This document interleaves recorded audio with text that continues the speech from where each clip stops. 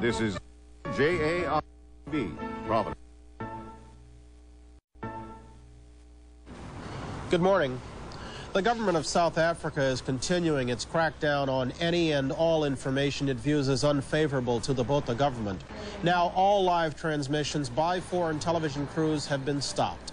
This in the wake of a general strike and scattered violence on Monday as blacks recalled the 10th anniversary of the uprising in Soweto. While the reality of Monday's events remain a government secret, South African officials are claiming credit for averting a bloodbath today, Tuesday, June the 17th, 1986. From NBC News, this is Today with Bryant Gumbel and Jane Pauley. And good morning. Welcome to Today on this Tuesday morning. We're going to be moving to the news desk shortly. John Palmer is going to give us the latest, at least what we know, on the situation in South Africa from the news desk and the rest of the world. And then following news and weather on Close-Up, we'll be going to Italy, there to recall the hijacking of the Achille Lauro. Those who seized that liner will go on trial tomorrow. In just a few moments, we'll be talking with the prosecution's chief witness. He is Captain Gerardo De Rosso. He'll be joining us in just about 9 minutes. Jane? Also coming up in this half hour, former West German Chancellor Willy Brandt. We'll have more of our talk with Elizabeth Taylor later. Today she talks of men and marriage. And at 8:37, Julian Lennon will be here. Our topic for After 8 is the problem of insider trading on Wall Street. A little bit later this morning, we'll be talking with actors Armand Asante and John Hausman, too.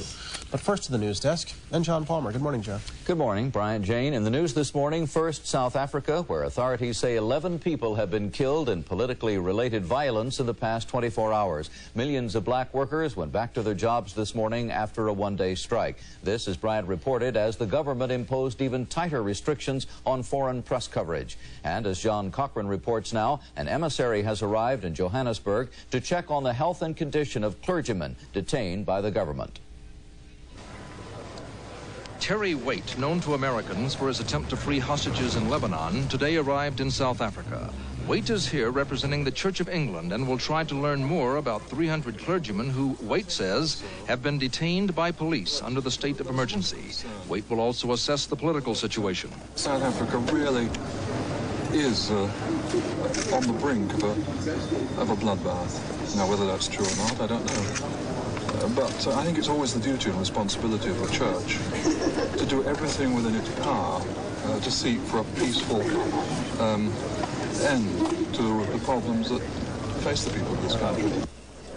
Waite was welcomed by Anglican Bishop Desmond Tutu, who has criticized both the British and American governments for their stand on South Africa. Emergency regulations prevent us from discussing Tutu's position on economic sanctions. But Tutu is so angry with Britain that he may refuse to permit the British ambassador from attending Tutu's enthronement as Archbishop of Cape Town. Blacks returned to work this morning after yesterday's one-day stoppage to commemorate the anniversary of riots in Soweto a decade ago. The government says it successfully prevented the African National Congress from launching a campaign of terror yesterday. But tensions remain. Winnie Mandela, outspoken wife of the imprisoned ANC leader, has been placed under nighttime house arrest until Friday. John Cochran, NBC News, Johannesburg. In this country, there's another case of capsule tampering this morning. In Auburn, Washington, extra-strength Excedrin capsules are being pulled from the store shelves. This after authorities confirmed that a cyanide-laced capsule caused the death last week of a 40-year-old woman. Sue Snow, a bank manager, was found in her home by relatives after taking one of the capsules. And medical examiners say several other capsules in the same bottle also contain cyanide. The United States, for all of its spectacular space achievements, is 10 years behind the Soviet Union space program. That's the word this morning from the latest edition of Jane's authoritative spaceflight directory. Stephen Frazier reports now from London. The Soviet space station is already in orbit, and Soviet cosmonauts have logged more than twice as much time in space as American astronauts. They were ahead even before the Challenger disaster set back the U.S. space program, according to the editor of the Jane's Space Flight Directory, published today. The Challenger disaster has just now made it impossible for America to catch up before the turn of the century, in my view. How did the Soviets get as far ahead as you say they are? Well, really, by making very practical and steady use of their less advanced technology. NASA's disaster has been this constant attempt to make quantum leaps forward, very exciting. I've enjoyed it as much as anybody, but the fact is it's all come to grief. Charnell says the Soviets will be the first to put men in polar orbit, an important military achievement, and will be first to the next big civilian milestone. I should be very surprised if it isn't the first, if the first man on Mars isn't a Russian. Charnell says none of this should surprise Americans because the Soviet successes have been there for everyone to see. He believes his report will help Americans focus on the Soviet lead in the space race, which he says the United States will overcome only when it gets over the Challenger disaster and gets on with its space program. Stephen Frazier, NBC News, London. It may not be War and Peace or even Rambo, but Soviet filmmakers have come up with a tale of espionage and violence that pits the CIA against the KGB. And guess who wins? Steve Hurst reports now from Moscow. It's a theme as old as storytelling itself. Good versus evil. The good guys in this updated Tale of the Sea are, of course, the Soviets. Here's the hero, the Soviet commando captain.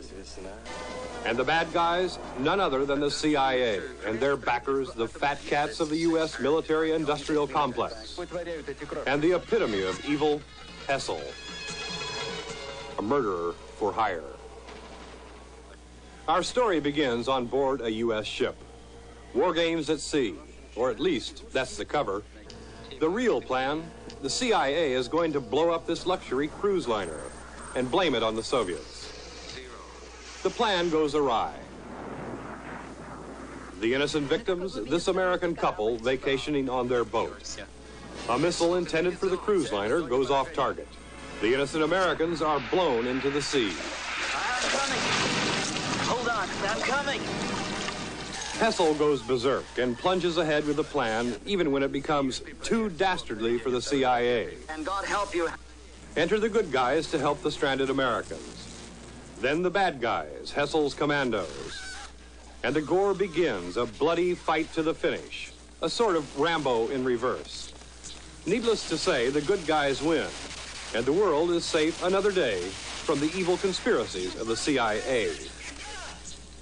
Rambo, Rocky IV, it's not. Those films enraged the Soviets, but in their anger over Sylvester Stallone's adventures, Moscow's propagandists don't talk about this film, and hundreds of others, though less gory, just like it. All of them portraying the West as a kind of evil empire itself. Steve Hurst, NBC News, Moscow. And that film is not opening at a theater near you this weekend. Moving up on 8 minutes now after the hour. Here's Brian. John, look who I found. Who is that fellow? Spielberg has nothing to worry about. I would look for you in Hawaii, and I missed you. You keep like dropping the breadcrumbs, you know, Hansel and Gretel. Just by the time I get there, the birds have eaten them. I was there. There were no coconuts. The guy said, the hotel, there's no room for you. You were in our 49th state. I was in Alaska, and we got to do a show from up there. They expect 1 million visitors. First of all, aloha to you. Thank you. I don't think anybody loves Hawaii any better than I do, but this summer, Boyd Mattson is going up there to do a series of live reports for us. Well, I'll tell you something. You saw the pictures that we sent down here, 3 o'clock in the morning, Eastern time, just absolutely, Canadian time, or what they call Alaskan time. It was light. Land of the Midnight Sun is absolutely beautiful. Didn't know when to go to sleep, did you? Yeah, I didn't. And I went to the zoo. This is from the little polar bears are from the zoo. They have a beautiful 15-acre zoo in Anchorage. And I met a bunch of people at Kinnick Lake outside, about 35 miles outside of Anchorage, and just had Father's Day with them. And they had a picnic, and they had hamburgers, a little beer. We had a good, it was fabulous. Loved every minute of it. Good to be back, good to be back. But I'll go back to Alaska, be part of the throng. Well, I guess I was a little late last night getting in, and you know why? Why? We had a line of thunderstorms come through here. Upstate New York, they think, they're not 100% sure, but they think up near West Point that a small tornado touched down. They had 70-mile-an-hour winds in Indianapolis, and that sort of thing just went on throughout the Ohio Valley. And our plane was routed from Minneapolis here. It was about 3 hours late taking off because out of anything bad comes something good. We have cool, dry air. This is one of the prettiest days in the world here in New York City this morning. And if you want to come see us, please do. It'll only get up to about 78 degrees. Our pick city happens to be Chicago at 74. And when Chicago is beautiful like it is going to be today, it's tough to beat. It will be delightful around the Great Lakes, the Ohio Valley, the Northeast, down to the Mid-Atlantic states. A line of thunderstorms. And south of here, it'll continue to be muggy, hot, and humid throughout the Gulf states and Texas today. And the western states are scorching. 110 in Phoenix, going to be 100 degrees in Salt Lake City, 69 in showers in Seattle. The Northwest will get some showers and some rain, and beautiful showers in Hawaii today as well, and lovely Anchorage, 70 and sunny, 82 in Fairbanks. Let's check the act this morning and see what we have. Mostly comfortable weather ahead. Sunny, breezy in the drier low 70s today. Clear, chilly tonight in the mid to upper 40s. Tomorrow will be sunny and on the cool side, around 70 degrees. Hey, get this, boys and girls. Clara, he is 100. Mamie, she is 95. They live in Ellenboro, West Virginia. The last name is Clara and Mamie Shepard. They have been married 80 years today, 80. She was 15 when they got married, and they are living happily ever after. She still makes quilts every day. 7:10 is the time. Here's Brian. All right, Willard, thanks. On Close-Up this morning, the Achille Lauro defendants on trial. Only 4 of the 15 accused of hijacking the cruise ship and of killing American passenger Leon Klinghoffer will have their day in court tomorrow in Genoa, Italy. The others are still at large, including Abu Abbas, the man prosecutors say planned and executed the hijacking. Joining us in Genoa is the captain of the Achille Lauro, Gerardo De Rosa. And good morning, Captain. Good morning. Will you take great satisfaction in testifying against the accused? Yeah, I think that this trial will do the justice, and the people that have done this very, very bad thing that happened on my ship will be prosecuted. It's not my job. It's not my.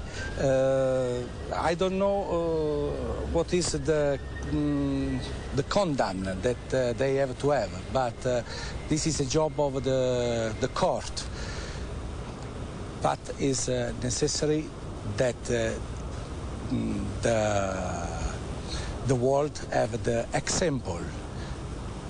The act of terrorism are to be condemned. Mm-hmm.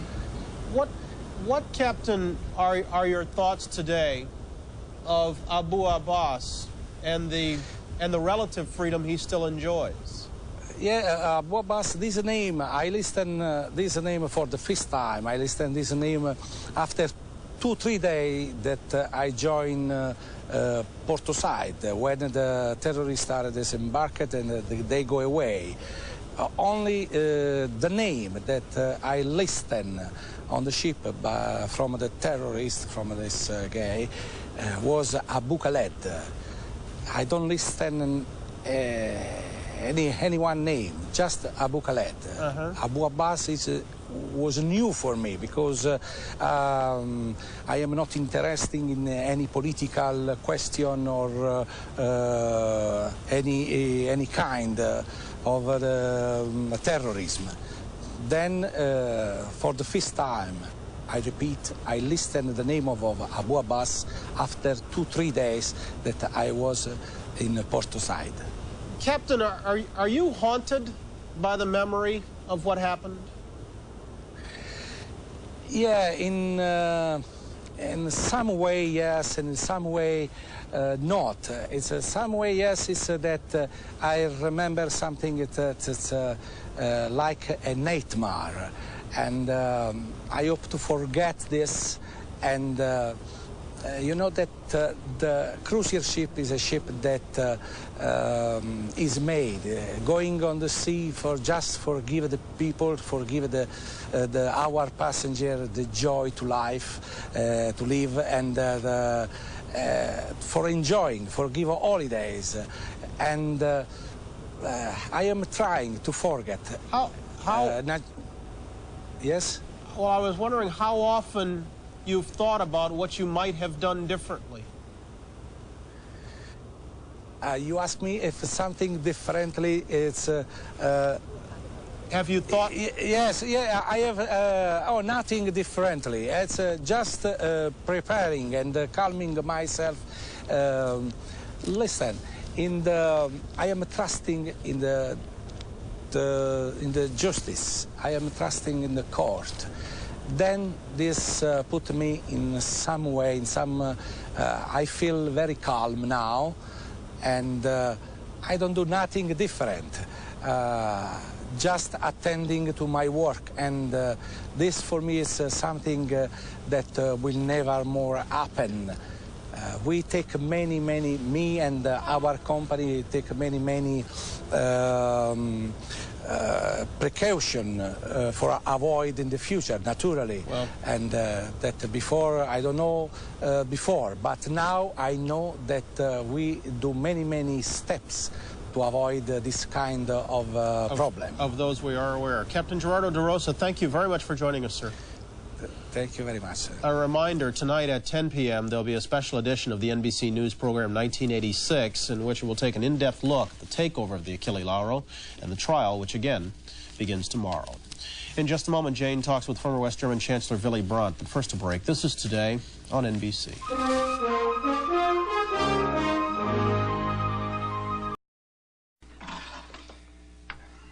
When you suffer from poison ivy, insect bites, minor rashes, all you want is to stop the itch. That's why my whole family counts on Caladril, because along with calamine, there's Benadryl in here. So if you've got an itch, Caladril can help stop it as long as you can reach it. Honey! Of all leading brands, only Caladril contains Benadryl, the most recommended topical antihistamine for itch. Caladril from Park Davis. Being a driveway isn't easy. Just take a look at yours. Beautify and protect it now with professional-grade KT42 Plus from Black Shield. Easy to use. One coat's all it takes. KT42 Plus also has a super rubberized formula that resists oil and gasoline for a beautiful black satin finish that will last a long time. Try KT42 and 42 Plus. Available at all Town Paint and Supply stores, Somerset Paint and Supply, and all Mid-Cape centers. It's happening now. It's lean and mean. On the waters of Narragansett Bay, it's the fabulous Bay Queen. Hop on board for summer fun. We have a cruise for everyone. Cruises in the evening or in the afternoon sun. A brunch cruise to Newport or a Bay Island run. Don't miss the view. Our top deck is best. A great place for tanning, a great place to rest. Hop on the Bay Queen. Take time to unwind. Call this number. Don't be left behind.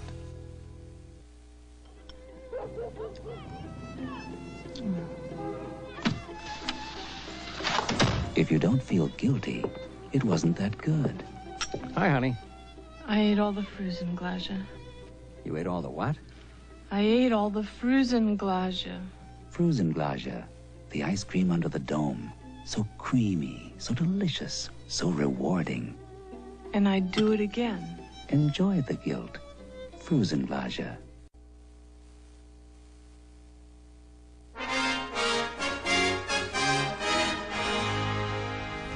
In the wake of the Chernobyl disaster, opposition political parties in West Germany campaigned for the dismantling of West Germany's 19 nuclear power plants.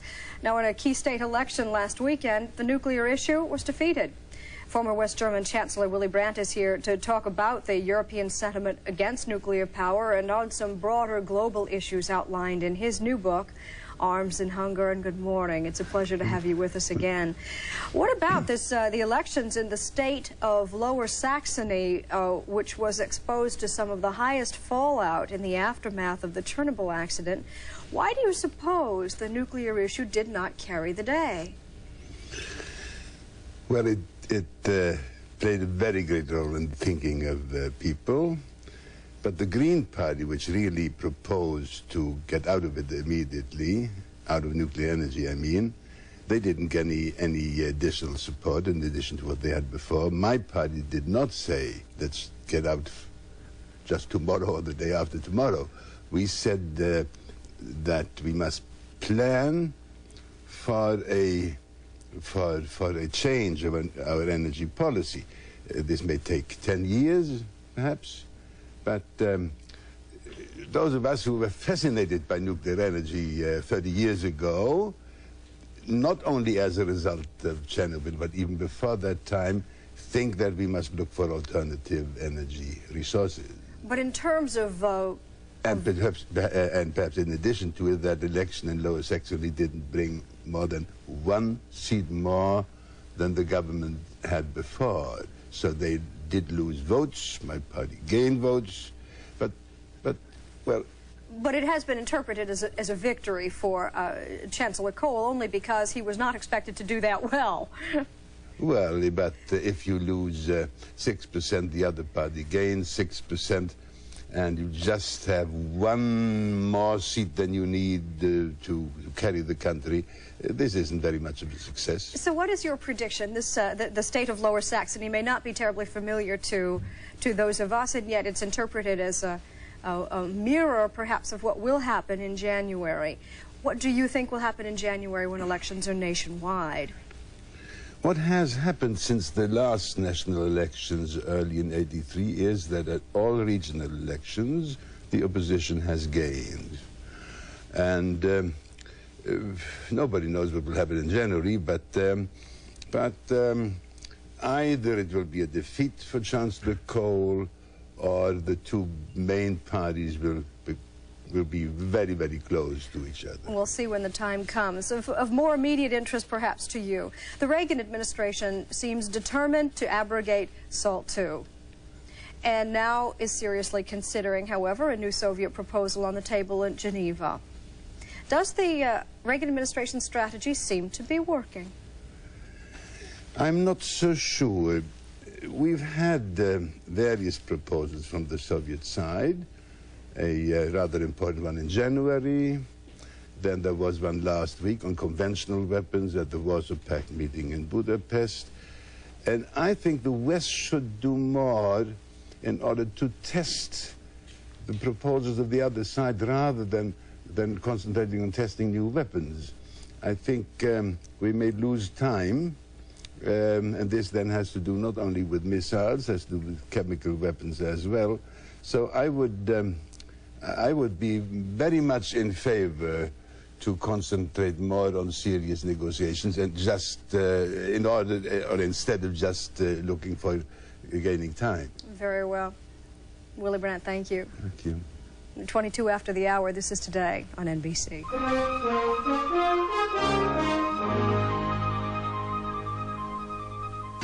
Direct from one of America's largest factories, it's our once-a-year June clearance sale at factory prices at Gentleman's Warehouse. Save on a huge selection of top-quality suits, including Magna V for the athletic build, now only $69 to $119. Plus sport coats and blazers in solids and patterns, factory priced at $38. And thousands of slacks in assorted styles and colors, just $19.99.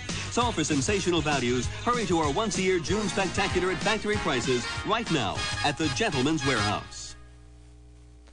Announcing Rhode Island Business College, the business division of New England Tech. Careers as administrative assistants, computer programmers, or in medical technology. Just 18 months at Rhode Island Business College gives you the unbeatable combination of quality training and your college degree. You'll need both for promotion.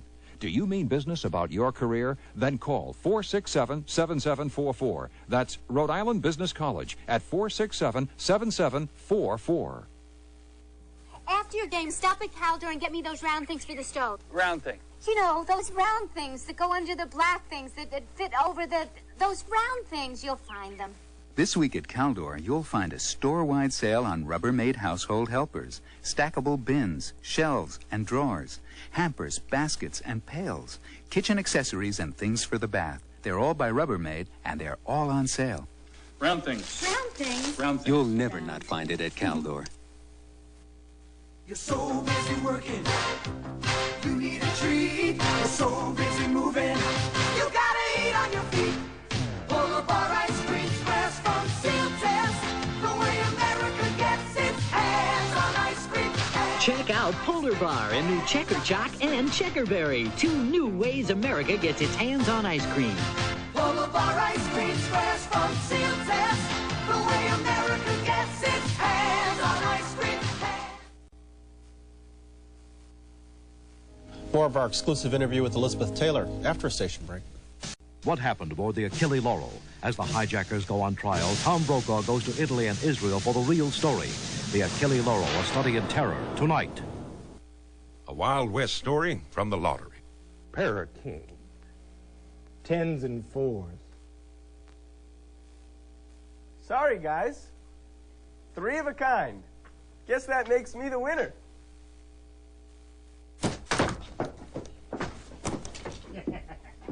Hey, what's with those guys? Back in Rhode Island, nothing beats 3 of a kind. Win up to $25,000 in 3 of a kind from the Rhode Island Lottery. Being a duke is not what it used to be. Opened the house to tourists. Good morning. Sold the family silver. Auctioned the 17th Duke. Fact is, nearly everything's gone. Except the old family favorite, Schweppes tonic. Essence of fresh fruit. Cheeky little bubbles. Schwepperwest. Oh, thank you very much, Your Lordship. My pleasure. Schweppes, the great British bubbly, regular and sugar-free. Tom Ruby has $5,000, and he'll spend it all tonight on PM Magazine. Watch how he does at 7 o'clock, right here on WJAR, TV 10. The News Watch continues for Tuesday, June 17th. Here is Frank Coletta. Good morning. In Providence now 68 degrees. Art Lake will check the forecast in a moment, but first let's see if the traffic is building as you get set to leave the house. Tony? I can hear all the hammering and nailing now, Frank. Yeah, it is getting a little bit heavier on the roadways. No major problems today. If we consult our maps, there is a little bit of road construction going on just on the backside of Kennedy Plaza behind some of the buildings. Slows you down just a tad along the river. And some delays at the West Exchange Street exit ramp. More work will be going on Route 6 and Seekonk, but it is getting better. They got a couple of the lanes paved, and I'm going to have them work on my teeth pretty soon. Live and airborne for News Watch 10, Spy in the Sky, Tony DiBiasio. Now here's how the weather is shaping up. Good morning, Arthur. Hi, Frank. Good morning, everyone.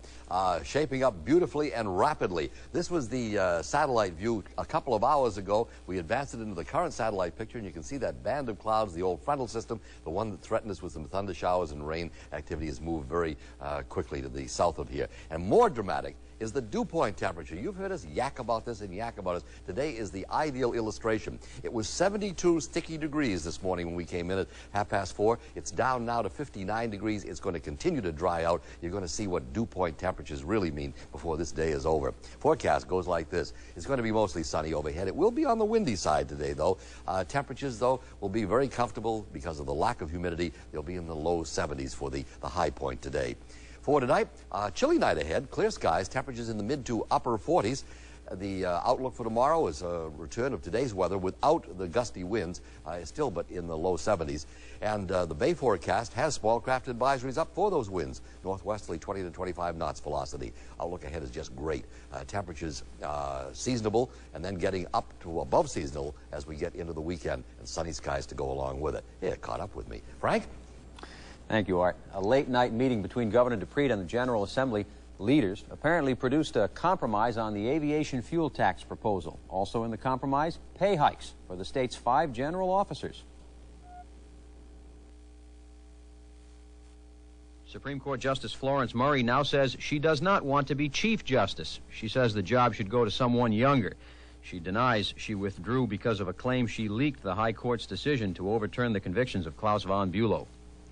A compromise now in the effort to reduce the population at the overcrowded ACI. A federal judge now says population limits he placed here at medium security and here at the intake center, the state's 2 most crowded prisons, don't have to take effect right away. Last Sunday, 89 seniors graduated from Warren High School, but they're supposed to be back in school this week to make up time lost during the teachers' strike. But yesterday, only 6 of the 89 showed up. And we're out of time. Enjoy your Tuesday. We'll be back in a half hour with more area news.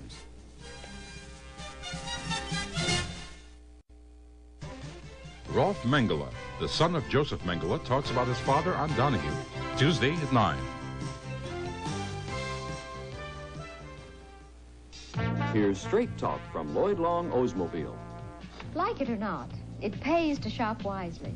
It's important to choose a store that has quality merchandise and who will stand behind their products. Like at Lloyd Long Oldsmobile. The people at Lloyd Long Oldsmobile know to keep their customers coming back, they must be satisfied. Quality, good selection, and honest trades keep customers coming back to Lloyd Long Oldsmobile, Warwick. And that's Straight Talk. True or false, is the singer in The Godfather you? Frank Sinatra answers the tough questions about mob connections in an exclusive interview on Our Magazine. I never had anything to do with anybody in that part of that kind of world or anything. Nancy Sinatra has a revealing and personal portrait of her famous father. No, I'm going to be around a long time. Don't worry about that. Only on Our Magazine. Today at 4 on TV 10. You're watching WJAR TV 10, the Associated Press news station of the year. At 7:30 on this Tuesday morning, we're in the process of welcoming Gene Shaler in the studio for our first time this morning. We're going to talk of commercials in this half hour and look to the Clio Awards, the best of some 21,000 commercials that were entered in the competition. We'll take a look. And Nancy Collins continues her interview with Elizabeth Taylor this morning, focusing, among other things, on the fact that she is a single person and has been for the last 5 years. There's a big international theater festival in Baltimore. We're going to be talking to John Houseman, Sam Waterston, and Mary Beth Hurt. To the news desk, they cried. John Palmer. John? Thanks. Good morning. The South African government said this morning that 11 black people have died in the last 24 hours in violence associated with the 10th anniversary of the Soweto riots. Millions of blacks returned to work this morning after a one-day general strike marking the Soweto anniversary. The government is continuing its state of emergency and has announced it will no longer permit live television broadcasts to be transmitted outside the country by satellite. In Paris, 120 countries are represented at a UN conference that's expected to call for economic sanctions against South Africa. In Washington, Senator Edward Kennedy spoke out in favor of sanctions, but the administration said no. The case for economic sanctions is clear. Quiet diplomacy has failed. Only concerted economic pressure from the international community, combined with continued peaceful pressure inside South Africa, can persuade the apartheid regime to change course. To just pull out means that we sort of cop out. In Auburn, Washington, police say a 40-year-old woman, Sue Snow, died of cyanide poisoning last week after taking an extra-strength Excedrin capsule. Other Excedrin capsules are being taken off the shelves of local stores in the area so that authorities can examine them. In Birmingham, Alabama, a Catholic priest, the Reverend Edward Markley, has been sent to jail for 5 years for his anti-abortion activities. He was convicted last year of attacking an abortion clinic with a sledgehammer. He was placed on probation on the condition that he stay away from abortion clinics. The probation was revoked when Markley led a demonstration outside an abortion clinic. In Los Angeles, a federal judge has frozen $12 million in cash and jewelry and real estate owned by Ferdinand Marcos. The Philippine government asked for that freeze. In New Orleans, basketball star John Hot Rod Williams has been acquitted of taking part in a scheme to fix games while playing for Tulane University. The charges against him were brought more than a year ago and delayed the start of Williams's professional basketball career. He'll now be free to play for the Cleveland Cavaliers, the team that drafted him back in 1985. A London hotel hoping to lure American tourists is offering guests a special Hunt a Vampire weekend package. For $134 a person per night, guests at the Crown Hotel get dank rooms with cobwebs and hanging beds. Each guest also gets an anti-vampire kit, which includes cloves of garlic and, if things really get bad, a wooden stake. Little past 33 after the hour. Here's Brian. Sounds like a bloody good time. Willard has a check of the weather in just a moment, and then we'll hear more from Elizabeth Taylor. That's right after this. Shooting snapshots can have its problems, like out-of-focus shots, bad flash shots, or missed shots because you forgot to take off the lens cap. Well, Canon Sure Shot can solve all those problems. With automatic film loading, auto lens cap, autofocus, auto flash, and auto film advance. Want to get your shot? No problem. Get the Sure Shot from Canon. Is this Howard Johnson? Yes, sir. There's been a lot of changes. You might say we're turning the place upside down. You know, a lot is changing at Howard Johnson. New rooms, new furnishings, and new attention to service. It's different. I like it. 1 second. I'm just straightening up. No matter how you look at it, this is Howard Johnson. We're turning Howard Johnson upside down. Millions who've watched the Topol smokers test tried Topol and saw how brushing twice a day with Topol helps get teeth cleaner and whiter. So keep Topol on your toothbrush and you can keep your handkerchief in your pocket. Topol, the only toothpaste a smoker needs.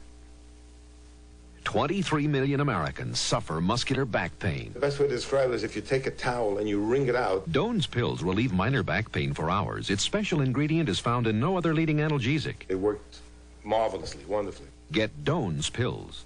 The paint went on like satin, and it went up the wall, and it became beautiful. Amazing things happen when you paint with Benjamin Moore. Benjamin Moore was exciting to me because I could pick the colors that I wanted. There must be 900 yellows. You pick your color, and then they mix it there for you. And then I went home and painted. And the greatest thing about it is it glowed. Make painting easier. Talk to an expert, your Benjamin Moore dealer. Do you know what it is to sit in a house that glows? 7:35, time for a quick check of the weather. Here's Willard. Hey, thank you. And you're used to the weatherman who is normally full of bull. Today we have a little cow with us. This is June. It's National Dairy Month. Go ahead, darling.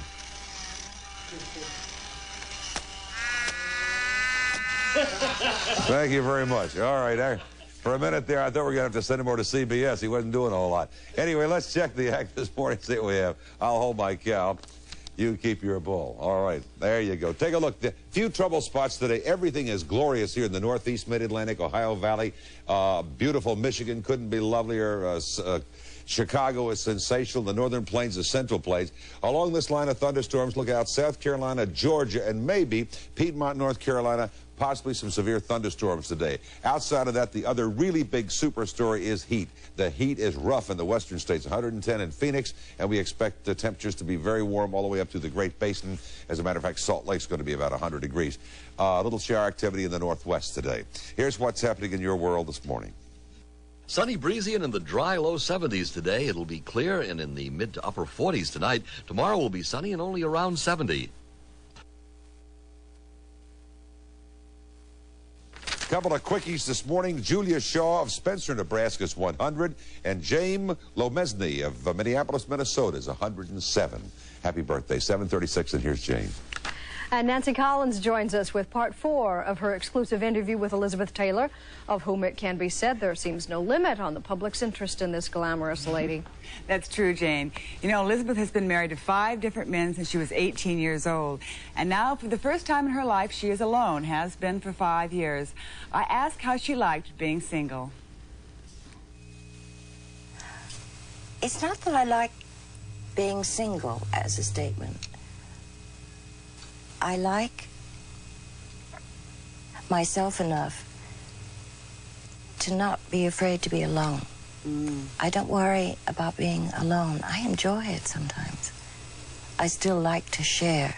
I still like to give. Giving to me is the greatest thing in the world. It's better than receiving. Well, you do receive when you give. And sharing is part of giving. I haven't shut myself off. I haven't said to myself, and I'm never going to marry again. I probably will one day, but I'm certainly in no hurry. I'm enjoying my life the way it is now. I enjoy my friends. I enjoy the people I go out with. I enjoy being by myself. I enjoy being introspective. I like I call them my E.T. days. It's that I take just to sort of regenerate myself. Joe Mankiewicz once said about you, he said that Elizabeth, some of her best roles were when she's with the wife of someone and she could really adopt their life and do that life with them. That's true. I'm very supportive and very gung-ho and 100% with whatever mate I have. And I will put up with a lot. But when finally the curtain falls, I'll still be friends. But if I feel a sense of betrayal or whatever, and I know it takes, I'm not putting the failure of my marriages off on anyone but myself, because I'm sure I could have adjusted better in every situation. But I think you reach a point in relationships where you have to face the truth. It's either working or it isn't. As in my last marriage, I tried very hard to make it work. And I love John. He's a wonderful man and a wonderful politician. He's really a super senator. And he's completely dedicated. There just wasn't room in his life for me, for family. And the Senate is a very hard mistress to fight. Wife, family. And the competition was just too much for me. She was a lady I couldn't cope with. A lot of women have been beaten by that particular lady, the Senate or politics. It's a tough one. What do you think was the most difficult time of your life? Well, at the time it happened, of course, Mike's death. We'd only had 13 months together, and I loved him with my life and had a 6-month-old baby. And I never thought I'd love again. I remarried, but it was a disaster. And I thought I'd never, ever have that feeling of being able to totally commit and to give and receive and, well, the feeling of being in love. And I did know it again. And I guess I'm just very lucky because I've had it twice. And I've had a lot of affection and friendship in between. You recently became a grandmother again. Your daughter, Liza, who, of course, is the daughter of Mike Todd, had a little boy about 2 weeks ago. How did that feel to see Liza, who we all remember her, frankly. I remember her as that wonderful picture of you and Mike, and she was about this big, lying on your chest. What did it feel like to see this little person suddenly become a mother herself? It was extraordinary because Liza is very tiny, and she did have a hard time, and she was exhausted. But there was such an amazing love going on between Liza and the baby and her husband. And the baby looked exactly like Liza did when she was 2 months old, because she was premature and very little when she was born. But when she was 2 months old, she weighed the same as her son does now. And when I was holding the baby, it was like I had to look up at Liza and think, wait a minute, this isn't Liza, that's Liza. That's Liza's baby. I mean, it was almost like deja vu, because they look so much alike. And I wished at that moment that Mike and Richard could have been there, because they would have been so proud of her. Oh, yes. But they were. Now, recently, the Film Society of Lincoln Center honored you and showed a retrospective of your films. And I was very touched when you singled out your mother and introduced her. You said, and thanked her, not only for giving you birth, but for being with you, being there for you her whole life. Now, she is about to turn 90 years old. In August, yes. And I never have done that publicly. No, you never have. And she flew to New York for the tribute. I've never sort of been one to get up and say, I want to thank my mother and my father and my kids. Hi, son. And not that I'm making fun of people that do that. That sounds awful. It's just that I'm very self-conscious whenever I get up to say thank you. I usually just thank everybody generally. And I thought, my God, it's time I thanked her. You've carved a truly remarkable and a seemingly successful relationship, mother-daughter relationship with her over the years. When you look back, what do you think your mother really gave you, Elizabeth? What did she tell you about life? Well, I think my mother and my dad filled me with my basic philosophy. And it certainly didn't come from studio executives. I could have been spoiled, rotten, and had a totally inaccurate picture of real life because I was brought up in a fantasy world, you know, where you'd go into the commissary as a child for lunch and see history. You'd see Egypt having lunch with Red Indians. You know, it was all totally unreal. And to try and get a sense of balance and reality, my parents were very firm about that. You said they gave you your basic philosophy. What is that philosophy? I guess I respect honesty in people. I need honesty more than probably any other quality. And I learned that from my parents. Tomorrow, Elizabeth talks about her career and the roles and co-stars who meant most to her. We'll see you then, and in a moment, we'll show you some award-winning commercials from around the world. But first, a message. 'Cause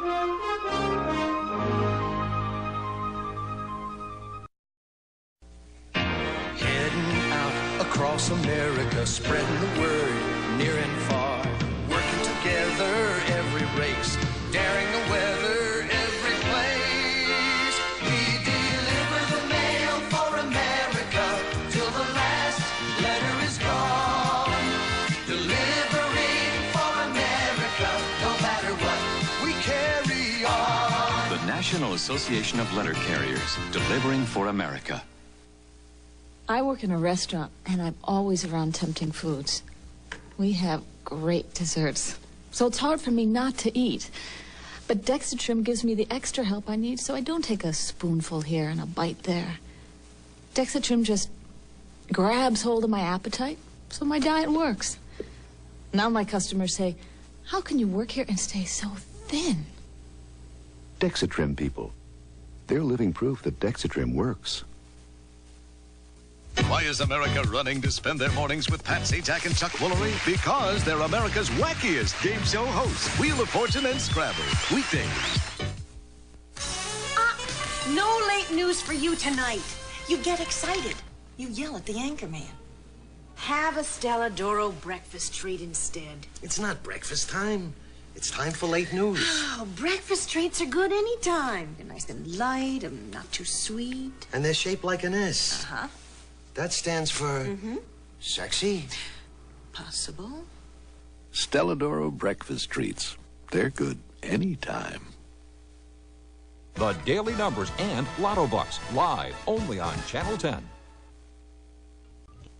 The 1986 Clio Awards honoring the best commercials of the year were presented last night. The winners were picked from over 21,000 entries submitted from 53 different countries.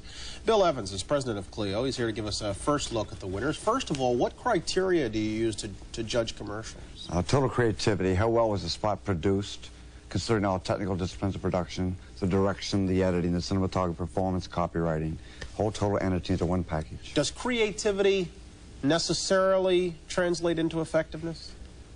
It does, Brian. We're not measuring market effectiveness. We're just it's a creative award. A unique idea tends to stay with the consumer. I do remember that product. It does work for me. I want to go out and buy it or test it or whatever. Okay, and before we show these, let us know that there is no one winner. That's correct. Right? There's no best commercial chosen. Okay, the first one we've got is a British entry, and this one's for a home entertainment product. Let's take a look. Philips announced the first portable compact disc system.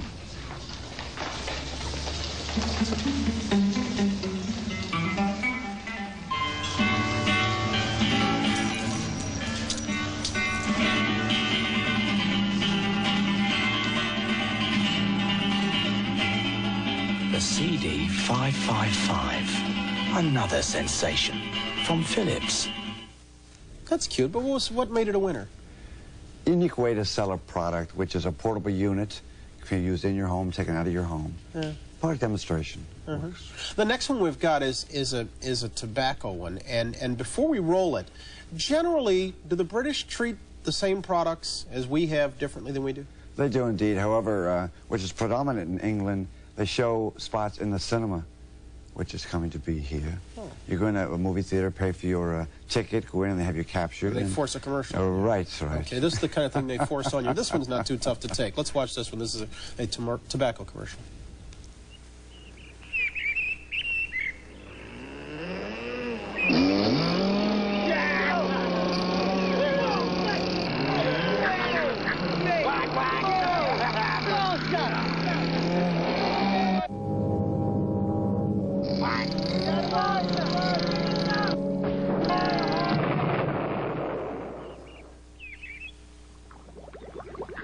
Nothing should disturb that condor moment. Now, am I correct that Great Britain captured more awards than any other nation? Yes, we have two competitions, the U.S. and international. International, they did. To what do you attribute that? Very sophisticated production, the British sense of humor. They have learned from us Americans and we from them. And most sophisticated country. In the past, it's been said that the problem with American commercials is they sell too much. They talk at you too much. Right. And yet this next one we're going to see has more talking than a normal British commercial. That's very true. It's very true. What does that say to you? Consumerism has finally reached outside of the United States, demanding that the guarantees, the product labeling and so on, be told to the consumer. Well, let's roll it. This next one was one of the favorites. It's a British Telecom commercial. George Paul, help me out.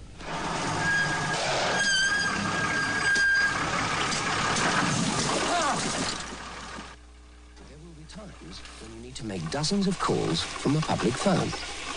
Now a tow truck. When? But I've got an urgent delivery. Which is why we developed the phone card. Well, give them baked beans. Available from main post offices or selected newsagents, a phone card gives you up to 40 calls in advance. Correct. But you can use those for omelettes. Ta-ra. So get a phone card. Oh, no. And you won't end up with egg on your face. Bill, most of us flip the dial during the commercials. Do you flip it during the programs? I mean, do you watch these things all the time? I enjoy commercials, indeed I do. It's my livelihood, and I learn not only what new products are on the marketplace, but new techniques and so on. It's always a pleasure to see the winners. We'll see you again next year. Very good, Brian. Thanks. Bill. We'll come back in just a moment. 50 minutes past the hour now. Back after a station break.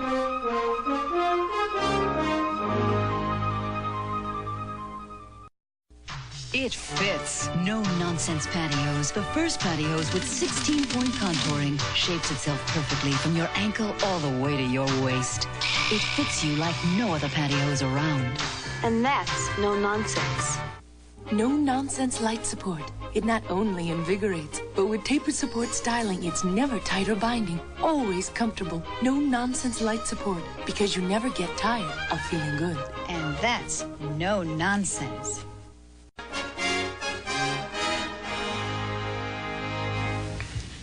The Theater of Nations International Theater Festival is being staged, quite literally, in Baltimore, June 15th through June 28th. Featured are theater companies and writers from the United States and around the world, from the Music Theater Group of Lenox, Massachusetts, to the famous Dario Fo of Italy, to the Theater Academy of Pune in India. With us this morning are the distinguished director, writer, and actor John Houseman, and two celebrated actors, Mary Beth Hurt and Sam Waterston. What do you think was the reason for picking Baltimore? Why did people feel that Baltimore was the appropriate city in the United States to have this, after 20 years of being all over the world? I don't think anybody was particularly possessive about Baltimore. The inhabitants of Baltimore thought it'd be a nice idea to do what many other cities in America are doing and have done in the past year or two, which is to have an international theater festival, which has been going on in Europe for a long time, but really started 2 years ago with the Olympics in California.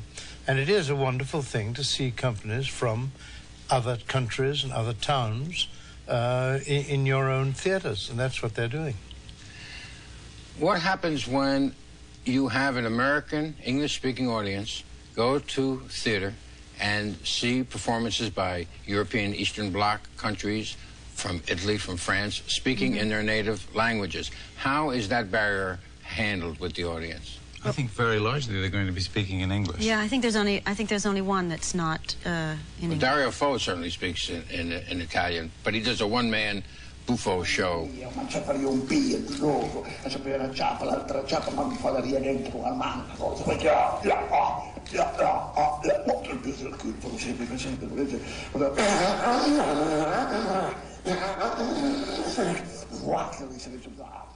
If you're seeing a theatrical performance, obviously understanding the words is part of it, but there's a great deal goes on beyond that, and with most articulate and eloquent theater companies, you can appreciate what's going on without necessarily understanding all the words.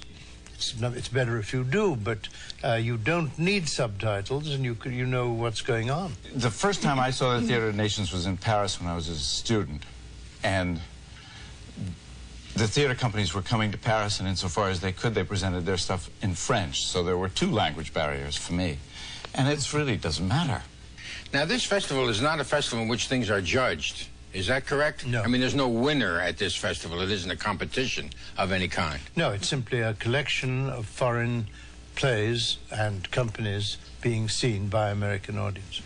One of the plays that's going to be given in Baltimore is called In a Pig's Valise by Eric Overmyer. They wanna kiss me deadly, make me quiver and quake. Kiss me deadly, deadly, deadly, keep me wide awake. They want to mesmerize me.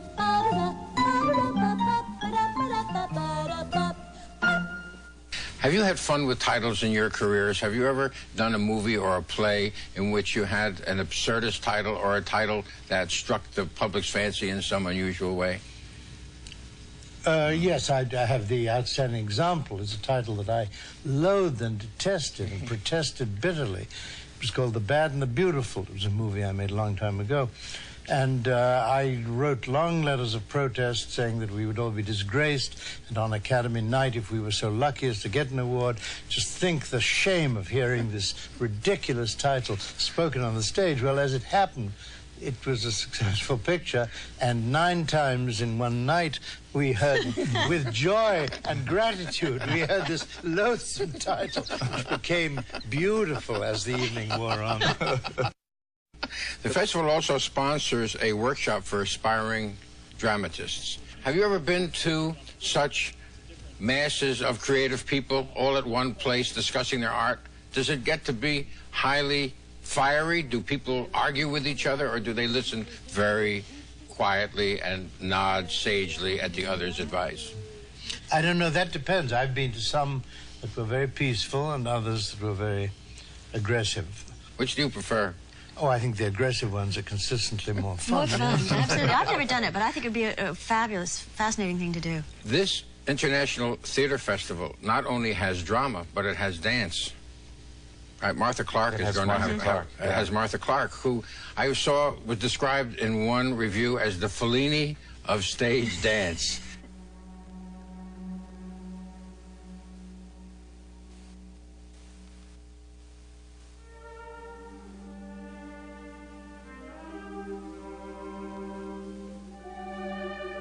I saw the Garden of Earthly Delights, which they're doing down there, and it's absolutely wonderful.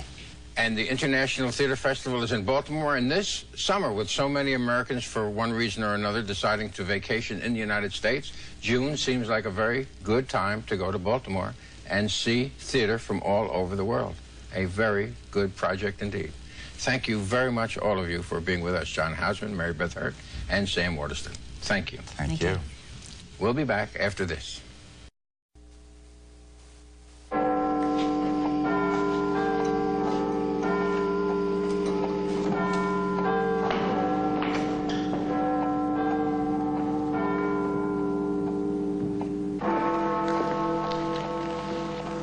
Guess what coffee they serve at tea?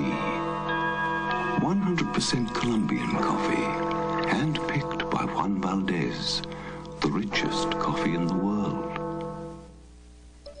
Are women's razors just men's razors with a fresh paint job? Not personal touch. The only woman's razor specially designed for the curves of a woman's body. Personal touch. If you're allergy sensitive, your world is ever threatening. For relief, discover Benadryl, the most prescribed allergy medication ever. Available without prescription. Benadryl and Benadryl decongestant. We pulled the wool over Mrs. Johnson's eyes. What's this? Feel. This is okay, but this pink side's much softer, fresher. The white side's washed in your brand, the pink side in new Delicare. Delicare? Only Delicare's got an exclusive fabric softening, freshening formula. Brand W cleans, Delicare cleans better, and leaves fine fabrics feeling softer, smelling fresher. You're right. I'm switching to cleaner, softer, fresher care. I'm switching to Delicare. Cleaner, softer, fresher care. New Delicare. Now the News Watch continues during the Today Show. This is Tuesday, June 17th. Good morning. I'm Frank Coletta. Governor DePreet and legislative leaders met late last night to put the finishing touches on the state budget. No details were released, but the spending plan apparently includes substantial pay hikes for general office holders. In Oneyville, the state DEM has detected high levels of an air pollutant known to cause cancer in laboratory animals. The DEM says companies doing metal cleaning in the area may be contributing to the problem, but officials say the solution doesn't present a health problem. Here's the latest on the RimFax scandal. A Los Angeles lawyer, Thomas Broussard, who helped arrange financing on several Section 8 housing projects in Rhode Island, has been granted immunity in return for surrendering documents relating to a state investigation of alleged abuse of the Section 8 program. Earlier, Broussard had been accused of influence peddling in connection with that probe. Earlier today on News... Red Sox down the Yankees 10-1 last night. In the International League, Pawtucket beat Tidewater 8-2. And we're out of time. Right now in Providence, it is about 70 degrees, and Art Lake will check the local forecast in about 8 minutes. More of the Today Show is next. You're watching WJAR TV 10, the Associated Press news station of the year. Back now at 8 o'clock on a Tuesday morning, the 17th day of June of '86. Straight ahead in this hour, we're going to take a closer look at the latest scandal that's hit Wall Street involving insider trading. Millions have been made illegally. We'll try to check out just how widespread the practice of insider trading really is. And we'll be talking with a second-generation rock star with some impressive roots in that business. Young Julian Lennon's going to be with us. When you say hello, but you mean goodbye.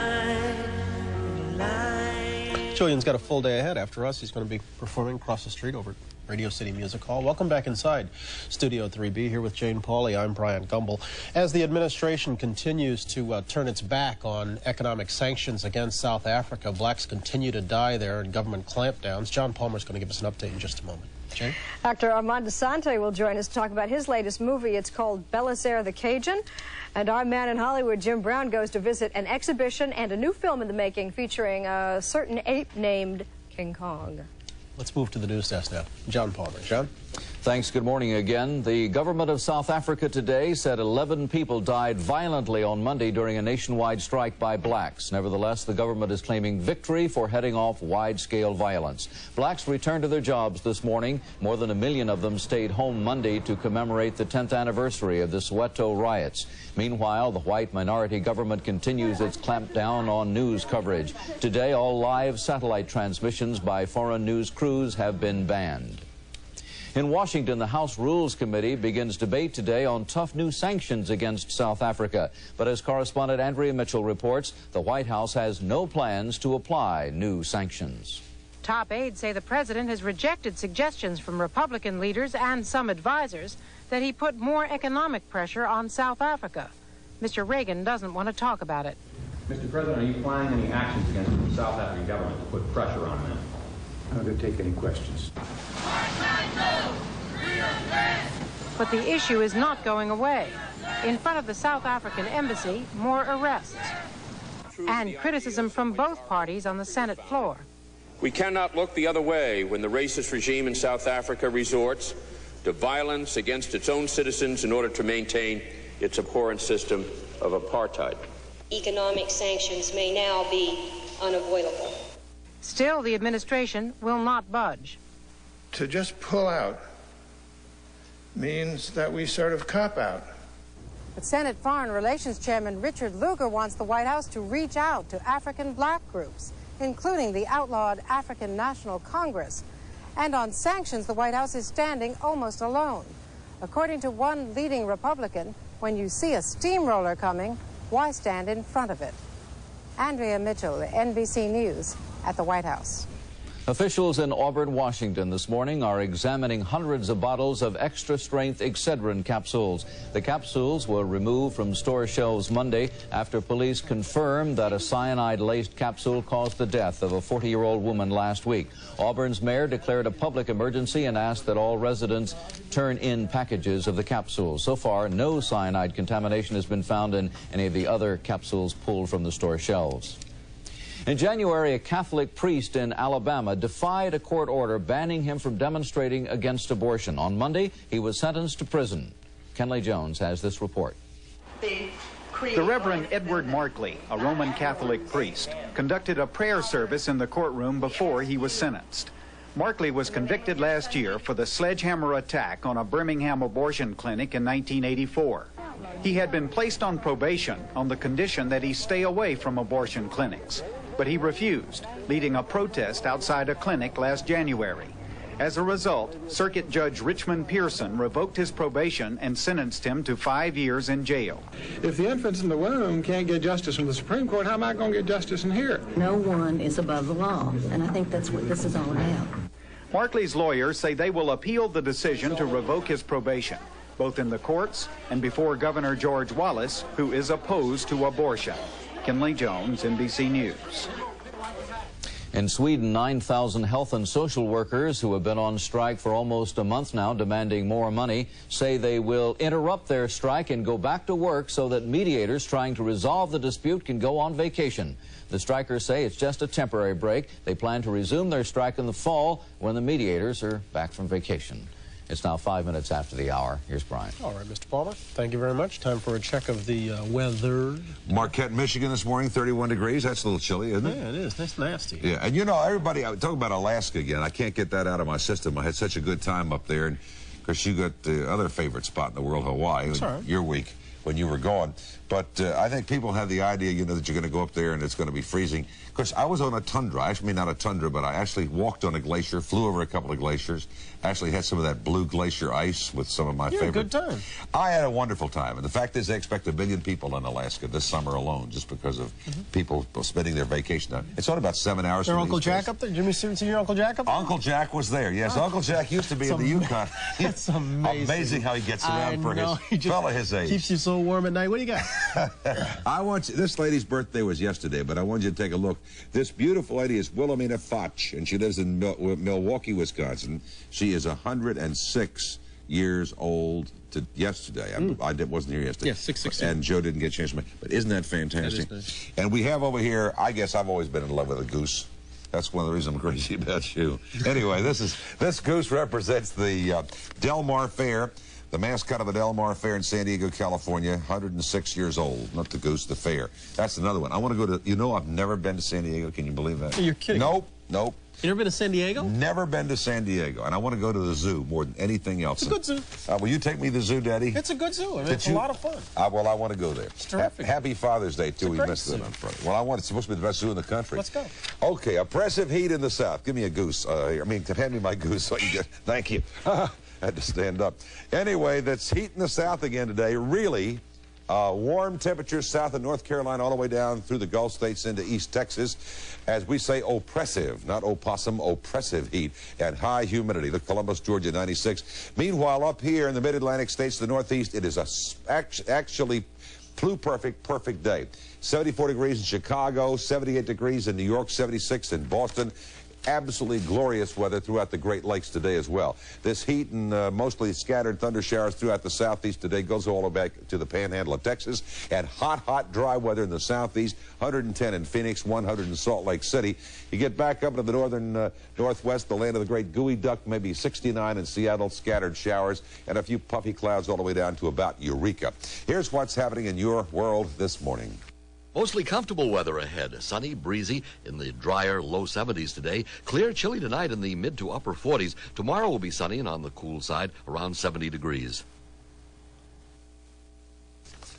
Love those gooey ducks. Joseph Ford, Detroit, Michigan, is 100 years old today. Walked on a glacier, I did. A bunch of the boys were whooping it up. Oh, we got to rush. Here's Jim. And now our man in Hollywood, Jim Brown, tells us about 2 projects involving one of the hairiest and scariest characters in movie history.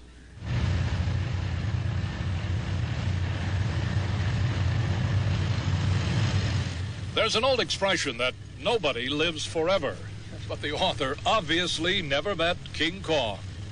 53 years after he first appeared on movie screens and died in a fall from the Empire State Building, 10 years after he was resurrected in color and widescreen and died in a fall from the World Trade Center, Kong has come to life again. This make-believe army roaring out of a North Carolina night is taking aim at the latest incarnation of the classic film character in a movie titled, appropriately, King Kong Lives. The original King Kong, released in 1933, is considered the greatest monster movie of them all. Fay Wray gave new meaning to the word jeopardy. While some of its effects are now obvious and dated and its acting very much of the period, it is still an imaginative adventure and its charisma is lasting.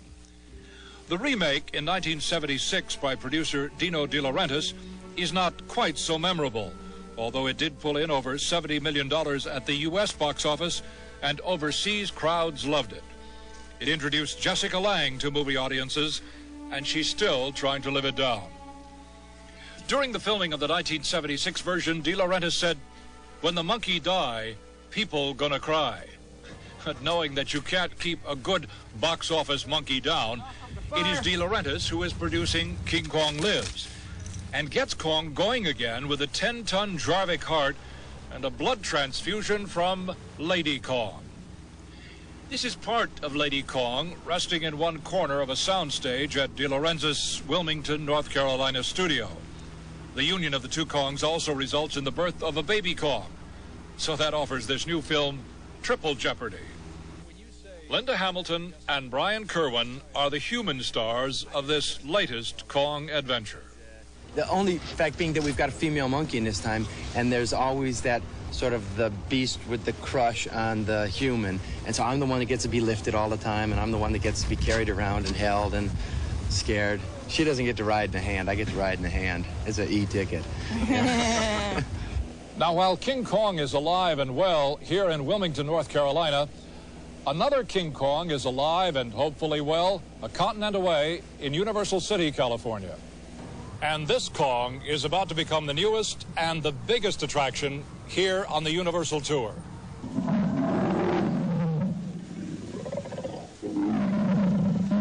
They're shooting film of the new West Coast King Kong, but this movie will end up as a television commercial to plug the tour's latest attraction. It's a $6.5 million investment with a new soundstage holding a Brooklyn street scene, a portion of the Brooklyn Bridge, and Kong himself, who comes within a banana breath of tram riders. The Universal Studio Tour, like other Southern California attractions, will probably benefit from summer vacationers concerned with terrorism in Europe.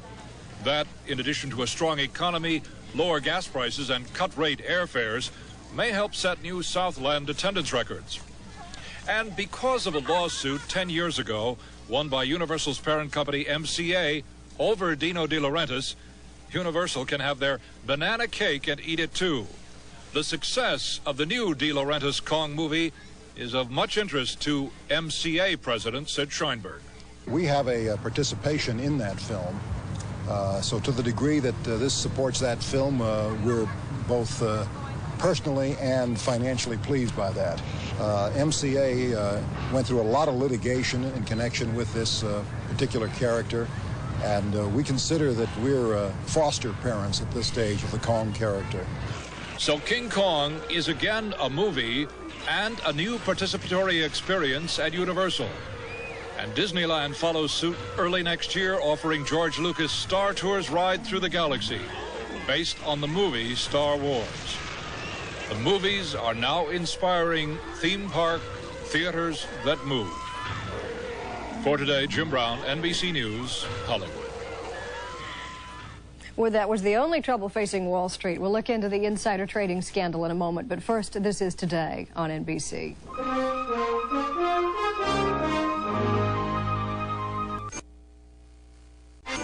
Disc cameras are easy to use. May I? And 35mm cameras take great quality pictures. May I? Well, Fuji announces a breakthrough. Hey, my camera! This is a Fuji drop-in load camera. It's as easy to use as a disc camera. And it takes quality 35mm pictures. Wow, what sharp pictures.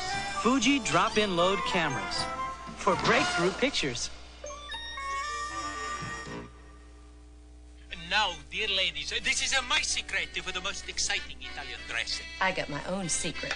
You see, nobody but the Fredo starts with the seasoned oil. Wrong.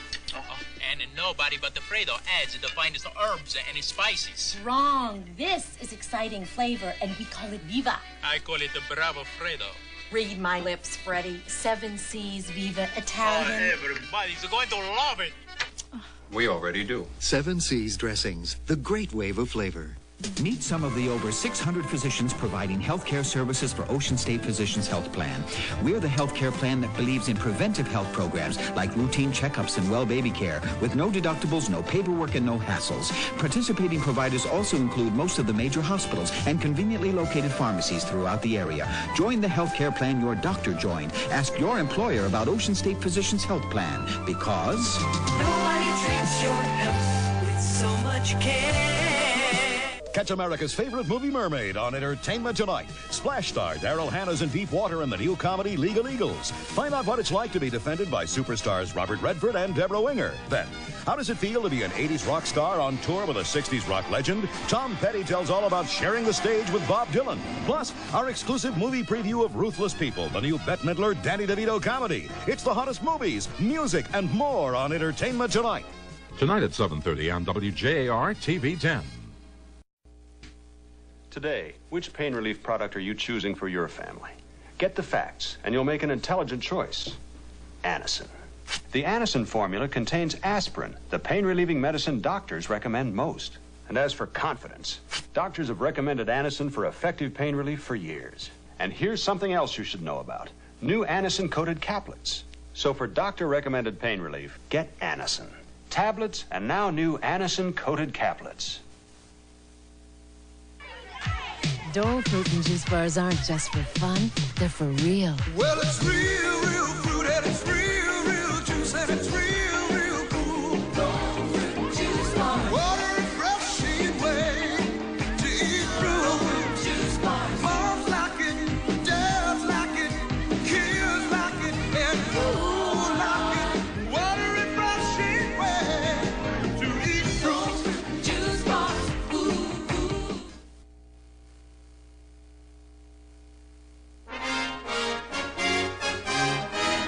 Quarter past the hour now, and on After 8 this morning, insider trading on Wall Street. By definition, it is trading done on information not available to the public, and it is illegal. But just how widespread is the practice? The latest publicized instance constitutes the biggest insider trading case in history. Investment banker Dennis Levine collected $12.5 million in illegal profits. He did it by gaining advance knowledge of 54 pending takeovers. Then from a phone booth, he would call an accomplice in the Bahamas who would buy stocks in the names of 2 dummy corporations which Levine had set up in Panama. To all this, Levine has pleaded guilty and will turn over almost all of his estimated wealth. Levine's hardly alone in his guilt. In another major crackdown, a federal grand jury has indicted 5 young men and accused them of using confidential information about an upcoming takeover to earn profits of $140,000 in just one 2-day period. John Shedd is the chairman of the Securities and Exchange Commission. He's in our Washington studios this morning. Good morning. Good morning. We've recently seen some of these incidents go on. It leads to the obvious question, just how widespread is the problem? Insider trading has been very extensive in the recent past, but as a result of actions being taken by the SEC, these recent cases, for instance, I think we'll see a significant reduction in the amount of that activity. We obviously know who's helped by insider trading. Who's hurt by it? All shareholders are hurt by it. The inside trader is buying securities from others that do not have the information that he has.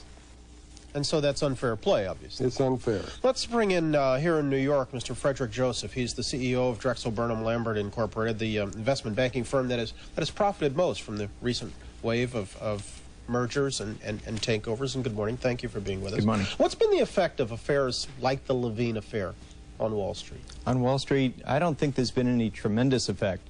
I think the major effect is that it has put the spotlight on the investment community. It's kind of showtime, if you will, because of the publicity. And as a result, I think there's a great negative reaction among the public. I think the public is beginning to lose confidence in the investment community, and it's terribly important that we put a stop to that. Same question as I asked to Mr. Shedd. Just how widespread do you think the problem is? I mean, was the Levine affair an aberration? I think the Levine affair, which was very directly criminal behavior, I think is an aberration, but any aberration is too much. I think there has been a belief that there's been a laxity on the street resulting in stocks moving prior to takeovers, and that laxity clearly is unacceptable behavior. 2 of those who were indicted, Dennis Levine and Andrew Salisbury, worked for your firm. That's right. At one time, not when they were caught, by the way. But what effect has that had on your place? Has it forced you to take any internal measures? It hasn't, but it has certainly forced us to reevaluate our procedures very carefully. And we think we were running a tight ship, but with that evidence, we wonder if maybe it wasn't tight enough, and we're looking for what we can do to tighten it up further. Let's talk about what's done right now. Mr. Shedd, how exactly is the industry policed? How do you look for these kinds of things? Well, I think these recent cases clearly demonstrate that within the past 2 years, the SEC's ability to expose and prosecute insider trading has been dramatically enhanced by electronic market surveillance systems, the Insider Trading Sanctions Act, and greater cooperation from abroad, as well as within the financial and securities industry, the investing public. As a consequence of what these recent cases, for instance, it evidences the fact that it's increasingly difficult for inside traders to hide, and those that engage in the activities are assuming enormous risk of heavy fines, imprisonment, and disgrace. Well, the heavy fines and disgrace I'll buy, but imprisonment, I mean, as a general rule, aren't the offenders just humbled and forced to give the money back, period? They were before the Insider Trading Sanctions Act. Now they're subject to fines up to 3 times their ill-gotten gains. In addition, even before, they've been subject to imprisonment. There have been a number of inside traders that have been sent to prison. Aren't you forced to rely very heavily on self-policing efforts of firms like Mr. Joseph's? Yes, and that's the point that I don't think has been brought out adequately. We've had great cooperation and support from the securities industry. But wait a minute. Now I'm a little bit confused, because your information basically, your industry basically relies on information. And if it becomes self-policing, how don't we have a problem here that's unstoppable? No, I don't think so, Brian. We rely on legitimate information. What we're talking about here is abuse of inside information by professionals or others, which does not benefit our industry in any way. But you have no way of policing, and Mr. Shad, jump in here if you'd like, correct me if I'm wrong, you have no way of policing those thousands of lawyers who of necessity have to be involved in takeover attempts.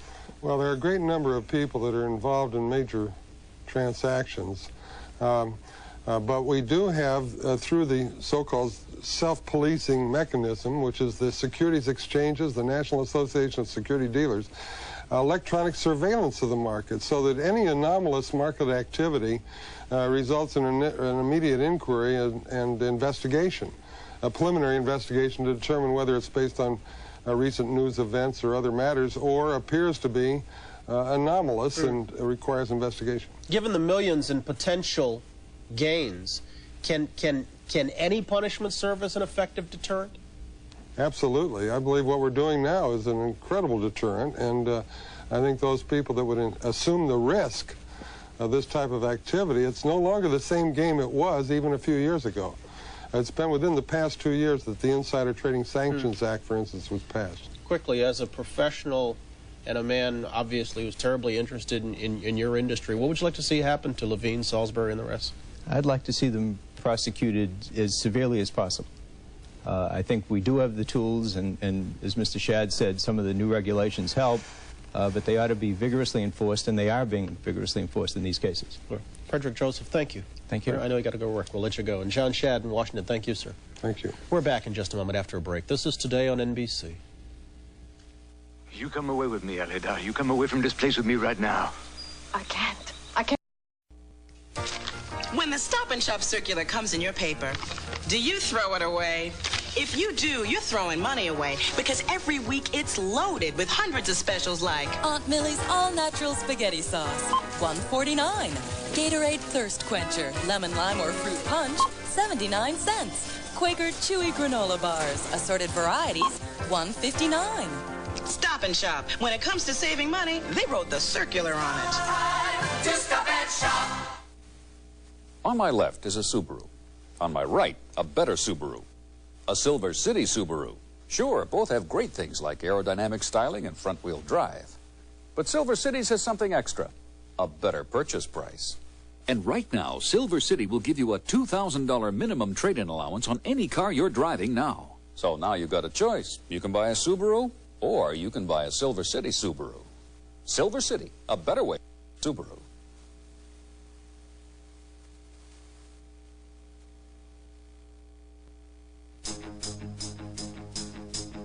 Come with your family. Come with your friends. That's the Rocky Point tradition, 'cause it's summertime again.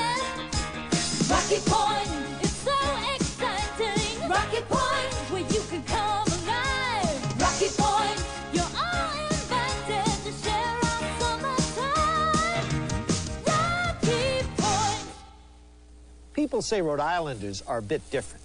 I say cooking by the garage makes sense. Shopping for your CD makes sense, too. I asked my old banker, can my CD mature any day I pick? He says lots of luck. I said, well, how about a CD with a low initial deposit? Lots of luck. Well, at Bank of New England, Old Colony, my CD matures on Pam's birthday. I get quarterly statements and top rates. They're okay over there. You can bet where they barbecue. Golden Girls is my favorite show. Her second favorite. And we're on right after my second favorite show. Me and Mrs. C premieres Saturday after the Golden Girls. Fournier Ford, doing business as a family and friend for over 50 years, with guaranteed lowest prices, plus Ford's factory incentives, like 5.9 financing on Ranger trucks. See how easy it is to own an Escort with 6.9 financing, and our prices starting at $59.95. Save extra on trucks and Bronco 2s. Ford Taurus, great prices. It's an exciting lineup here at Fournier Ford, 777 Taunton Avenue, East Providence, your Ford family dealer.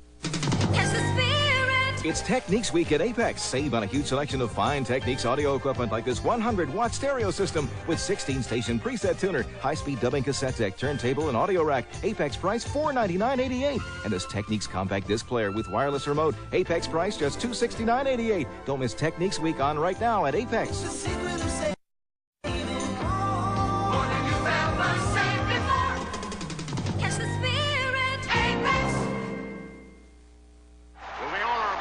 Sun-faded, corroded convertible. Please move your car to another state.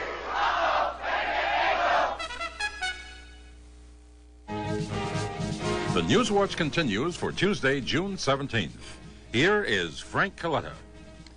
Good morning. In Providence now, the temperature's dropped a little. It's at 67. Art Lake will check the forecast in a moment, but first, the traffic update. Good morning, Tony. Okay, good morning, Frank. It's been a pretty easy morning on the roadways so far with no major problems for you.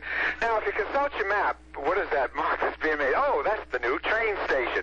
You have some different routing around there. Now, you know, you can get down there by coming along Smith Street, but be advised that Gaspee Street is one way.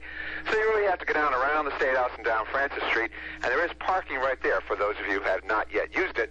Go on in and take a look. The rest of the traffic on the highways is doing just fine and dandy. Live and airborne for the News Watch. Spy in the Sky, Tony DiBiasio. Thanks, Tony. Now the weather. Arthur?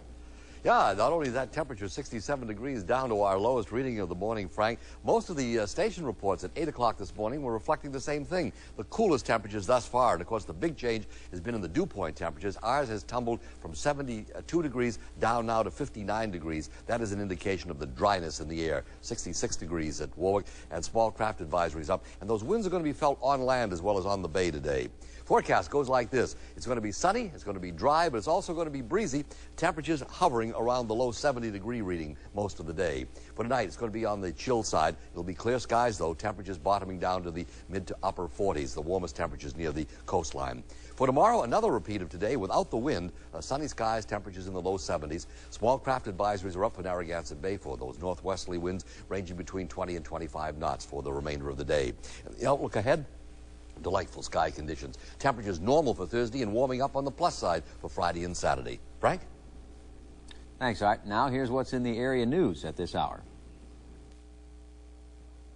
Supreme Court Justice Florence Murray now says she does not want to be Chief Justice. She says the job should go to someone younger.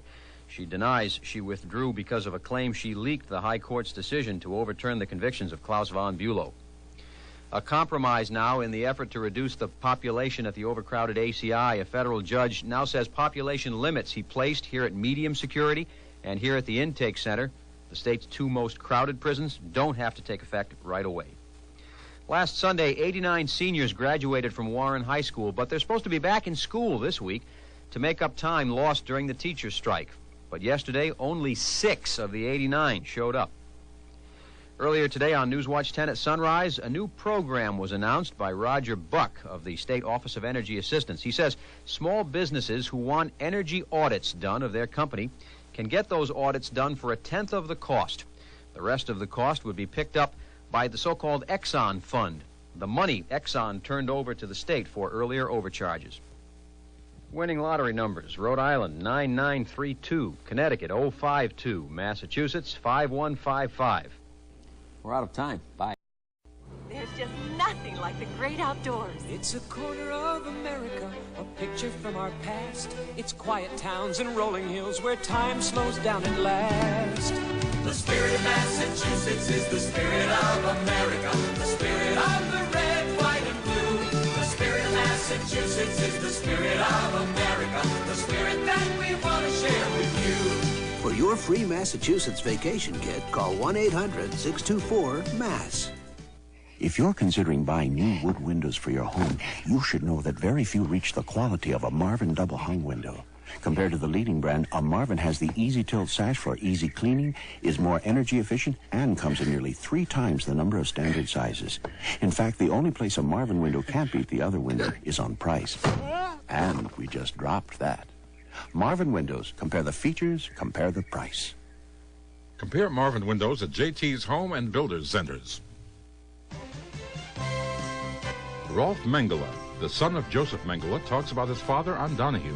Tuesday at 9. Eastman House, a halfway house for alcohol-troubled women. We're back at 8:30 on a Tuesday morning, and we're just kind of speculating on or trying to guess, rather, on when we were all last together, right? I mean, when John was here, and I was here, and everybody, Jane's... Boat. Maybe it was the boat. Jane's been here all along. Yeah, but let's set the record straight. I mean, you're going to kind of make up before lost time, if you know what I mean. Well, they don't know what you mean. No, I see. I think, I mean, at the end of the year, the balance sheet may kind of... You set the parameters. You said the month of June. That's right. I've been here day in and day out. You've done a wonderful job, Jane. Thank you. June. I'm sorry. My heart's still on a glacier. Have you ever seen one of those things? No, yes. No. It can move slower than a co-op? No. Sorry. I'm going to press ahead with business in 1 second. Julian Lennon. Right out of the blue this flies. He is on tour right now. He's going to be performing later tonight, Cross Street, Radio City Music Hall. He's been kind enough to stop by this morning and tell us about 2 albums, 2 tours, all in 2 years. Very successful young man. And Betty Furness will be here with first of 3 special reports. This is a real story of the 80s. The problem of product liability lawsuits, the high awards given by juries in such cases, and the resulting big increases in insurance premiums. Also, one of my favorite actors going to be with us in this half hour. That is Armand Assante. He has a new film out. It's Belisaire the Cajun. It's supposed to be pretty good, too. Let's move to the news desk. John Palmer. John? Thanks. Good morning again. The government of South Africa says 11 blacks were killed during and after Monday's general strike that marked the 10th anniversary of the Soweto uprising. 4 of the dead are reported to have been shot by security forces, while the other 7 are said to have died in black versus black violence. Today, millions of blacks began returning to their jobs as life in South Africa began returning to normal. The Pretoria government credits the state of emergency with preventing any mass violence, and it has extended the emergency decree to include now a ban on all live television transmission by foreign news crews. In this country, extra-strength Excedrin capsules are being pulled from the store shelves in the Auburn, Washington area following the death of a 40-year-old woman. Police say the woman, a bank manager, died from cyanide poisoning after taking the painkiller. The Food and Drug Administration confirms the presence of cyanide and several other capsules in the same Excedrin bottle found in the woman's home. The authoritative British publication Jane's Spaceflight Directory says the Soviets are at least 10 years ahead of the United States in the practical utilization of space. The Soviets already have a space station in orbit, and the cosmonauts have logged more than twice as much time in space as American astronauts. According to the publication, the Challenger disaster makes it impossible for the United States to catch up with the Soviets before the year 2000. Doctors at the Loma Linda, California Medical Center say baby Jessie continues to show improvement 1 week after undergoing a heart transplant. Baby Jessie, who is now a little more than 3 weeks old, is taking nourishment by mouth and progressing well. And the hospital says his family is spending increasing amounts of time with him and is learning how to care for him. A piece of videotape has reached our shores from France. It shows a lady trapeze artist performing her act while suspended thousands of feet in the air from a balloon.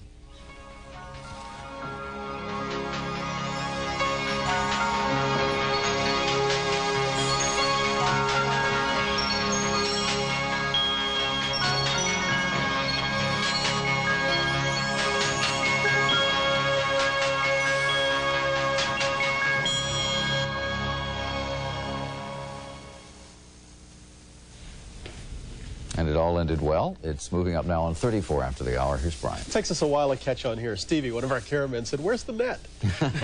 You did that one time. You did that. What? A balloon. You went yeah, I know, but I wasn't on a trapeze. You were in it. Yes. Not, yeah. Okay. Willard has the weather, and then he does it. I didn't ask. And then Julian Lennon will be with us. That's right after this. It's 8:36. See, you get caught every once in a while. He's good-looking fellow over there. Good-looking man. Julian? Yes. Yeah, he is. He's got hair. We'll talk about his haircut in a little bit. Anybody with hair. If I had hair, I'd be a millionaire. Hey, here's a good-looking picture. Speaking of good-looking people, this is the U.S. Women's World Lacrosse Team, World Cup lacrosse team, and they're having their World Cup tournament at Swarthmore College in Pennsylvania now through the 21st, and you can check them out. Isn't that nice? They autographed the picture. Well, wait a minute. Yes. If the tournament's coming up, how can they be the champions in '86? This is the U.S. Women's World Cup lacrosse team. Well, I understand that. Did I say champions? Well, it says up here. Lacrosse. Oh, I see. I can't. Did I say champions? No. I may have said that. I thought they were. I can't. I don't know half the time. I don't remember where I am half the time. What do I know? Lulabelle Croats of Indianapolis, Indiana is 100 years old, and Amanda Henty is 101, Saginaw, Michigan. Would somebody do me a great favor and go over to my desk, my monk's desk, and get, there's a reverend from Evergreen, Alabama, and I'll mention his name after we do the weather. Well, may I have my, I'm going to use as a pointer. Let's check the, let's check the act this morning. Speaking of Evergreen, Alabama, that's not too far from South Carolina. Not quite the same, but take a look. We have scattered thunder showers today from North Carolina, South Carolina into northern Georgia. Be on the alert for large hail possible, and that'll be pretty much throughout the day. Severe weather, very, very possible. However, here in the mid-Atlantic states, the Northeast, it is lovely. In fact, you could pick any city you want to, from Boston back all the way across to Cleveland. We just happen to choose Chicago because it never looks lovelier than it does on a day like this. Lakefront is getting better looking every day. 74 degrees and delightful. The UP of Michigan will be sensational. Hot and humid and muggy from Florida all the way across into Texas. Warm weather moving back up into the northern states and the northern plain states. 96 degrees in Billings, Montana. Going to be 110 in Phoenix. And it's going to be about 100 in Salt Lake City. Hawaiian Islands will have some off again, on again morning showers. And the entire state of Alaska, as always, sensational. Few scattered showers in the northwest. Here's what's happening in your world. Compare Marvin Windows at JT's Home and Builders. Downtown Miami and scattered thunder showers. We have 89 degrees and scattered thunder showers in Dallas, and we have 88 in Denver, where it will be warm and muggy. I want to get my birthday in for the Reverend Henry Rankins. He is 107 years old today, Evergreen, Alabama. He has been a pastor to hundreds of people throughout his entire life. Happy birthday, 107. 8:38 is the time. And now, here is a superstar with another superstar. Thank you, Willard. That's nice of you. The superstar who has joined us this morning is Julian Lennon. He's been a busy young man. He's had, in the last 2 years alone, 2 world tours and 2 albums. The latest is entitled The Secret of Daydreaming. It's nice of you to come on in. I know you have a concert tour going on tonight. First of all, we're going to do the haircut. Is this a new look? No. Well, with all the hair, I was just getting really hot on stage, you know, especially with the humidity and everything. And by the end of the show, it was like a mop on my head, so, you know, I couldn't see. So I just basically said, well, it's time to get it off, you know, and just did it on the spur of the moment yesterday. It's nice of you to come on in a morning when you're going to be performing late into the night. What kind of a schedule do you generally keep, like when you have to play in the evening? Well, it depends whether we settle in a town for a couple of days, you know, city for a couple of days, or whether we're moving every night, you know. Generally, as soon as we finish a gig, we're on the bus. We sleep overnight on a bus and then arrive at a hotel at 6 in the morning. And then, glamorous life. Oh, yeah, wonderful. This part of the tour, the U.S. part of the tour, is going terrific. Yeah. The European part didn't go so swift. I mean, in fact, had to be canceled. Now how do you account for the difference? Well, it wasn't canceled. Excuse me. At first, it was actually postponed because of what was going on with the politics and Gaddafi and whatever. And that's when we, as soon as we heard about that, we pulled out before ticket sales had a chance. They weren't brisk. No. So, actually now, because the album's not doing too well, we are actually pulling out. You and I talked about this when the album was first coming out, Secret Value of Daydreaming, all right? And we were talking about how it's a different direction of your music. This album has not done as well as Veloute did. Yeah. Does that tell you something about the different direction, or do you read anything else in it? It possibly does. You know, I don't know whether it's a question of time or not, you know. For me, this album is, you know, I'm very proud of it and everything. Yeah. I enjoy Oh, and I don't mean to suggest yeah, that it's a dismal failure either. It just has not hit the heights that Vlog yeah, did. absolutely. But for me, this is still just another step to which direction I might end up in. You know, at the moment, I'm, you know, as soon as I finish the second album, I'm on to the third one already. So, I don't know what's going to happen. You know, it may take off after a while. You know, I really don't know. Yeah. There's still another single that's coming out of it. Watch Your Body. Well, This Is My Day. Yeah. Oh, this is my day. Yeah. Well, I think the video we got is Watch Your Body. It probably was. Yeah. Well, let's take a look. Hang on. I think we switched them around.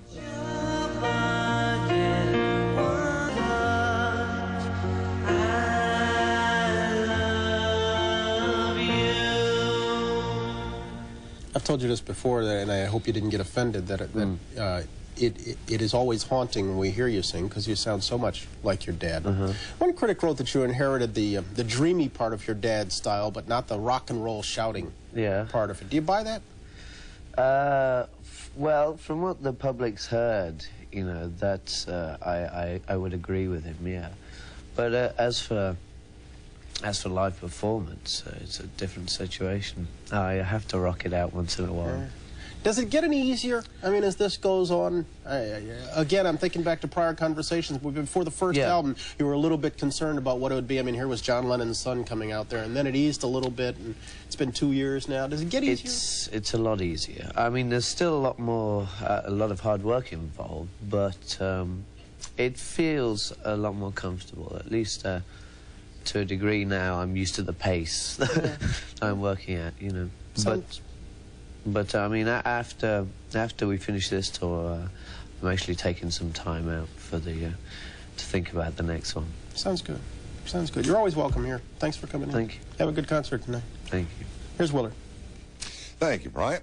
Right now, here's a word from Herbissimo, the good-feeling fragrance for everyone. The powers of Herbissimo are the powers of nature.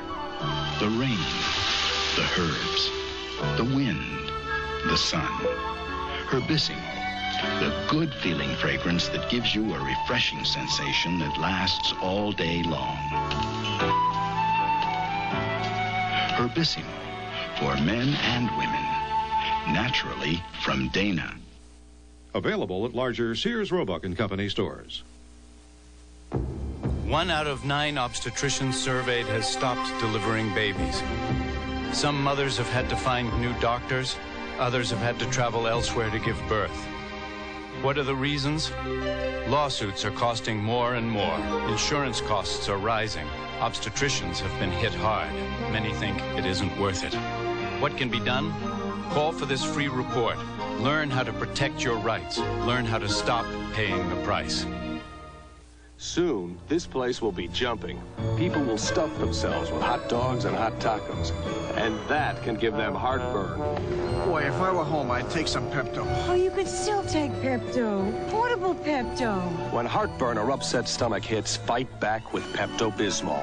The soothing effectiveness that's in Pepto-Bismol liquid is also in Pepto-Bismol tablets. When you need relief, don't forget portable Pepto tablets.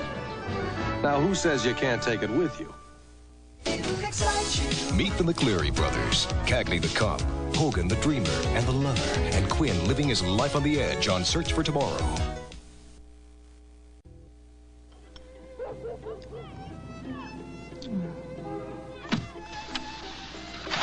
If you don't feel guilty, it wasn't that good. Hi, honey. I ate all the Frusenglasche.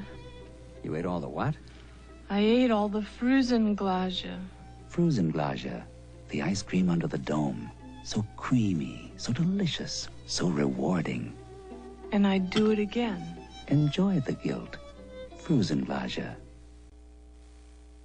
It's the biggest sale in the history of your New England Pontiac dealers. It's the great Pontiac 6000 drive-away going on now. Choose from our biggest inventories in years. Thousands of new Pontiac 6000s absolutely must be sold. 6,000 prices start at under $10,000. So don't you make a costly mistake. Buy now. You could save over $1,000 with low 6.9% GMAC financing. Come join the great Pontiac 6000 drive-away now. Only at your New England Pontiac dealers. Newswatch 10, today at noon.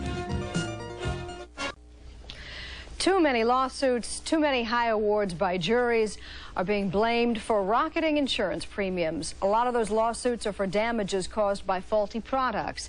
Well, Betty Furness has looked into the problem of product liability lawsuits and has the first of 3 special reports this morning. Hi, Betty. Hi, Jane. When insurance costs go up, so do prices. And some companies stop making products completely, so we all pay. But what are people supposed to do when products fail? This morning, we look at the basic question, do consumers sue too much and get too much? What would a mother do if a stroller or any product was defective and hurt her child? First, I'll write the company and tell them what happened, right? And then I'll probably do the natural thing, sue. I would first contact the company, and then I'd sue them. Consumers weren't always so quick to blame the manufacturer. When I became President Johnson's Special Assistant for Consumer Affairs in 1967, when something went wrong with a product, people asked, what did I do? As the consumer movement grew, they asked, what did the product do to me? Thinking changed. Some say too much. Our legal system in this area has had a lot of problems in recent years with an explosion of lawsuits and the costs associated with it. And this has caused some products to be driven off the market and other products to be a lot more expensive. Is it the American way to sue at the drop of a hat or anything that falls on our foot? Have we created our own defective product, a Frankenstein monster called Sue 'em? I asked 10 people if we sue too much and juries award too much. 9 said yes. People will sue for anything from A to Z. They'll set up situations to sue people now. I think it's terrible. I think this situation has gotten quite carried away. In the boardrooms of America, the business community has its own view of product liability. The president of the National Association of Manufacturers outlined their concerns. The companies are going out of business in certain lines. They are unable to get insurance. They are going to have to add to the cost of the products what they pay for insurance if they get it. You have cases such as the manufacturers of measles vaccine. There's only 1 in this country now. There used to be 5 or 6. There are only 2 producers of diphtheria, typhoid, and polio shots. There used to be 11, I think. Other examples. A California maker of playground equipment says his insurance went up 800% in a year, and he can only get a minimal amount. The Washington maker of hair care products can't get insurance. He's operating without it, what's called going bare. Sporting goods manufacturers say makers of equipment like bats and helmets have seen a rise of 500 to 1,000% in the past year. Shouldn't manufacturers be blaming the insurance companies who raised the rates instead of blaming the lawsuits? I think that we have real losses and that the liability system has changed in such a way that it's no longer possible to assess the risks that a particular insured may have. The system simply outpaced all other cost factors. The losses in the insurance industry were staggering. Not everyone agrees. The insurance industry is putting forth this political campaign for one reason and one reason only, and that's profits. This is a simple battle of insurance industry profits versus consumer rights. Remember, of the people I asked, there was the 10th man. Do you think Americans sue too much for injury and that the awards the juries give them are too high? No, I don't. I think that Americans have the right to sue, especially in this big corporate world we live in, that the little person should have a right to take that chunk out of the big corporate pocket, so to speak. Manufacturers insist that they are really being hurt by the lawsuits. But what about the consumers who are hurt by their products? We'll look at the victim's side tomorrow. And we'll see you then, Betty. In a moment, Bryant will be back with Armand Asante after a station break.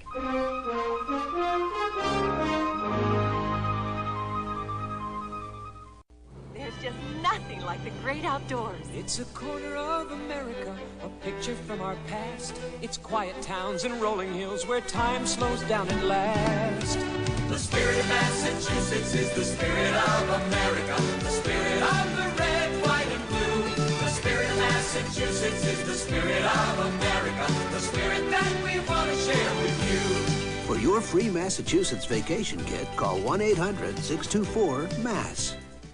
If you're considering buying new wood windows for your home, you should know that very few reach the quality of a Marvin double-hung window. Compared to the leading brand, a Marvin has the easy tilt sash for easy cleaning, is more energy efficient, and comes in nearly 3 times the number of standard sizes. In fact, the only place a Marvin window can't beat the other window is on price. And we just dropped that. Marvin Windows. Compare the features, compare the price. Compare Marvin Windows at JT's Home and Builders Centers. Rolf Mengele, the son of Joseph Mengele, talks about his father on Donahue. Tuesday at 9. Eastman House, a halfway house for alcohol-troubled women.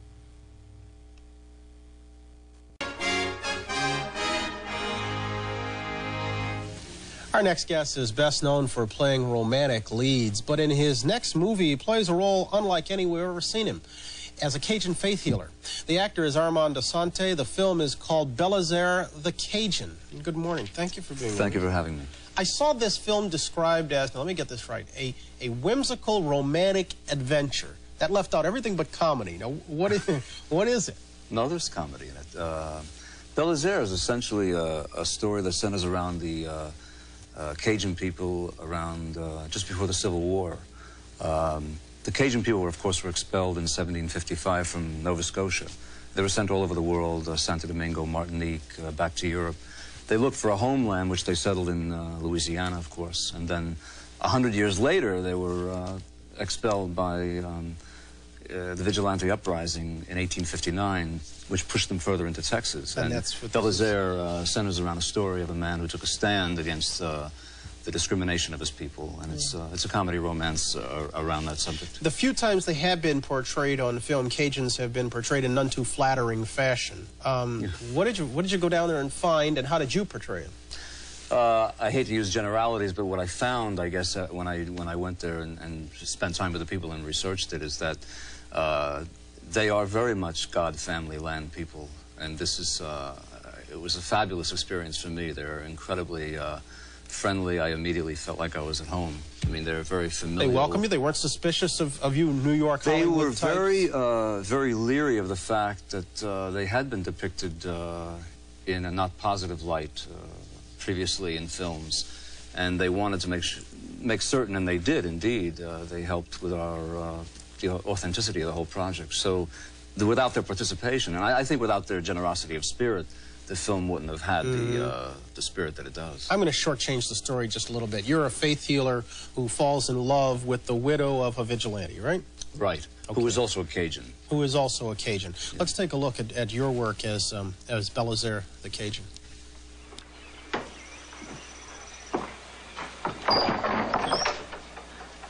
What do you have to offer us, Belizaire? What can you give us? Dosan, he wants a horse for his birthday. Where would you ever get him a horse? Where would we go? Where are you going to take us? Hey, Belizaire, you got the dialogue down, eh, man? You got it down. You really did. Thank you. Was it difficult? I spent about a month working on that with a lot of Cajun people. It's interesting because people comment on the dialect. What I found when I worked there is that there is no definitive Cajun accent. They all have but it is a combination of American South, French, and Santo Domingan, so there is a rhythm to it, and there's very much a behavioral accent. So you got it.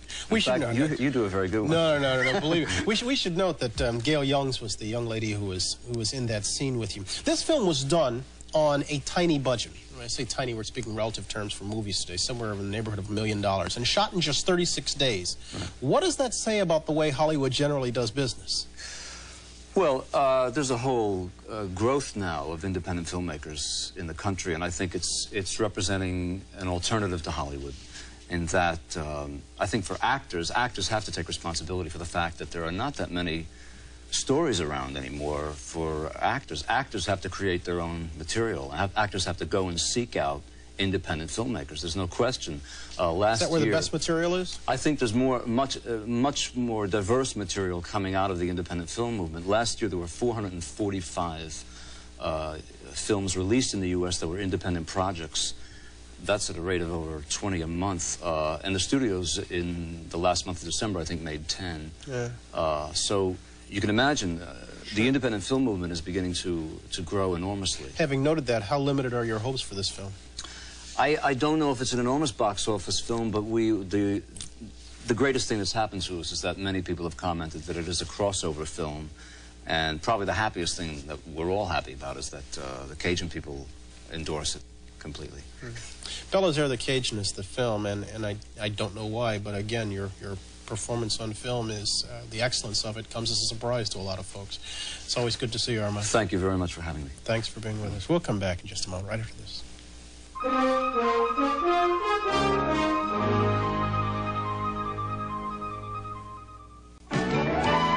Feeling great, I'm standing straight, nothing's gonna stop me now.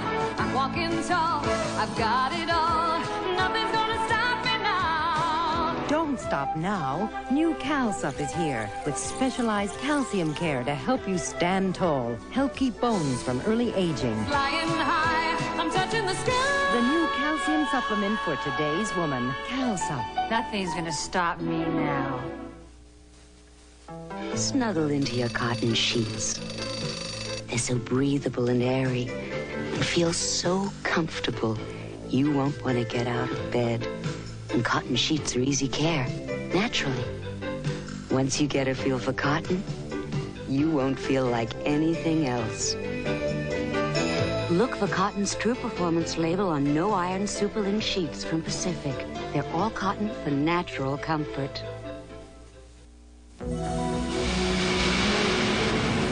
She's beautiful, Grandpa. Wasn't my grandpa brought me here back in 1986. Gave me this U.S. Liberty coin. Wow, that's a beauty, too. Mighty precious, minted by the U.S. Treasury to celebrate her centennial. Is that why your grandpa got it? And so I could give it to you. United States Liberty coins, singly or in sets at banks, savings and loans, and Montgomery Ward stores. Keep Liberty in mint condition forever.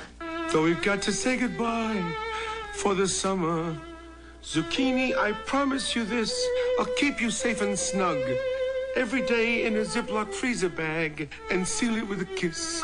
I don't want to say goodbye for the summer. Broccoli, it's you I'll miss.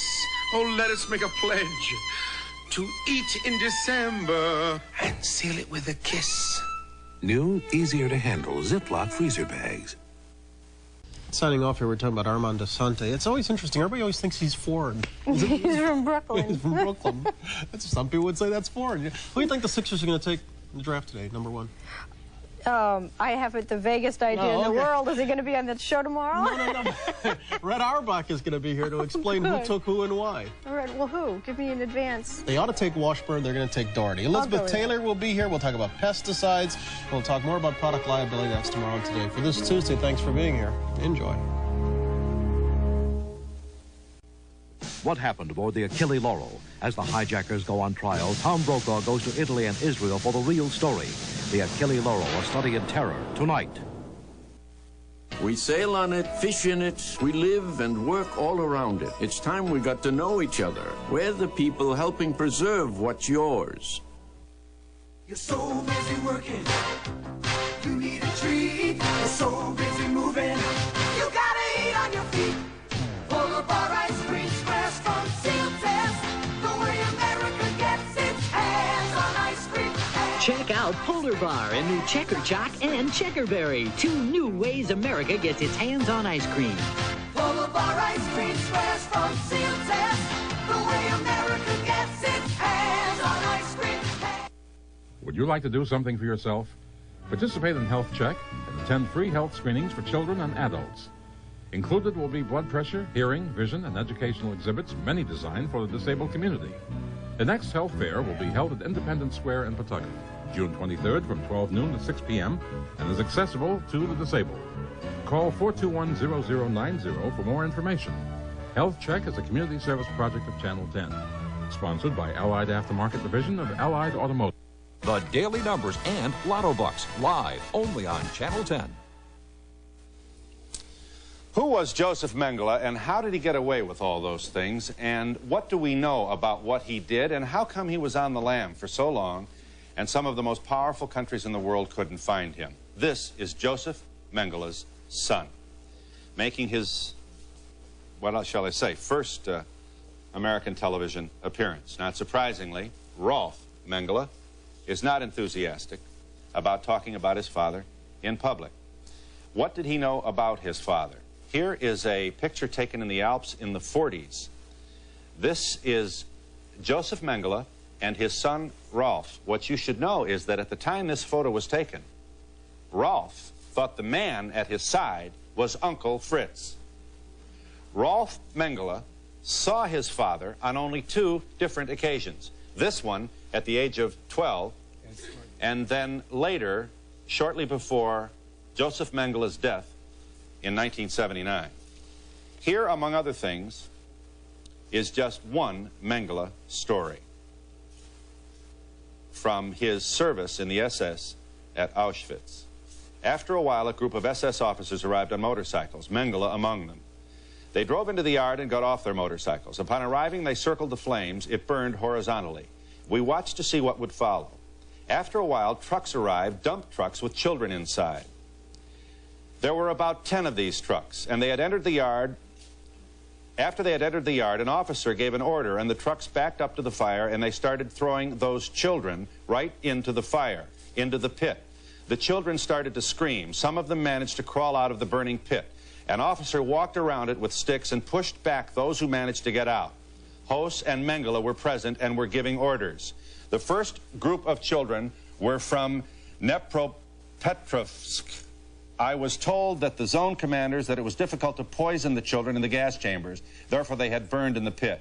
They were all under 5 years old. I had heard that they had been brought either an entire kindergarten or an orphanage from this city. Later I was told that some of these children that were brought and burned were actually taken from their mothers. During my work at the gypsy camp, I came across Mengele and watched his activities. I personally observed him infecting gypsy twins with typhus in order to observe whether the twins reacted differently or in the same way. Shortly after they had been infected, they were gassed. Do you believe that your father was responsible for this? I have to agree that the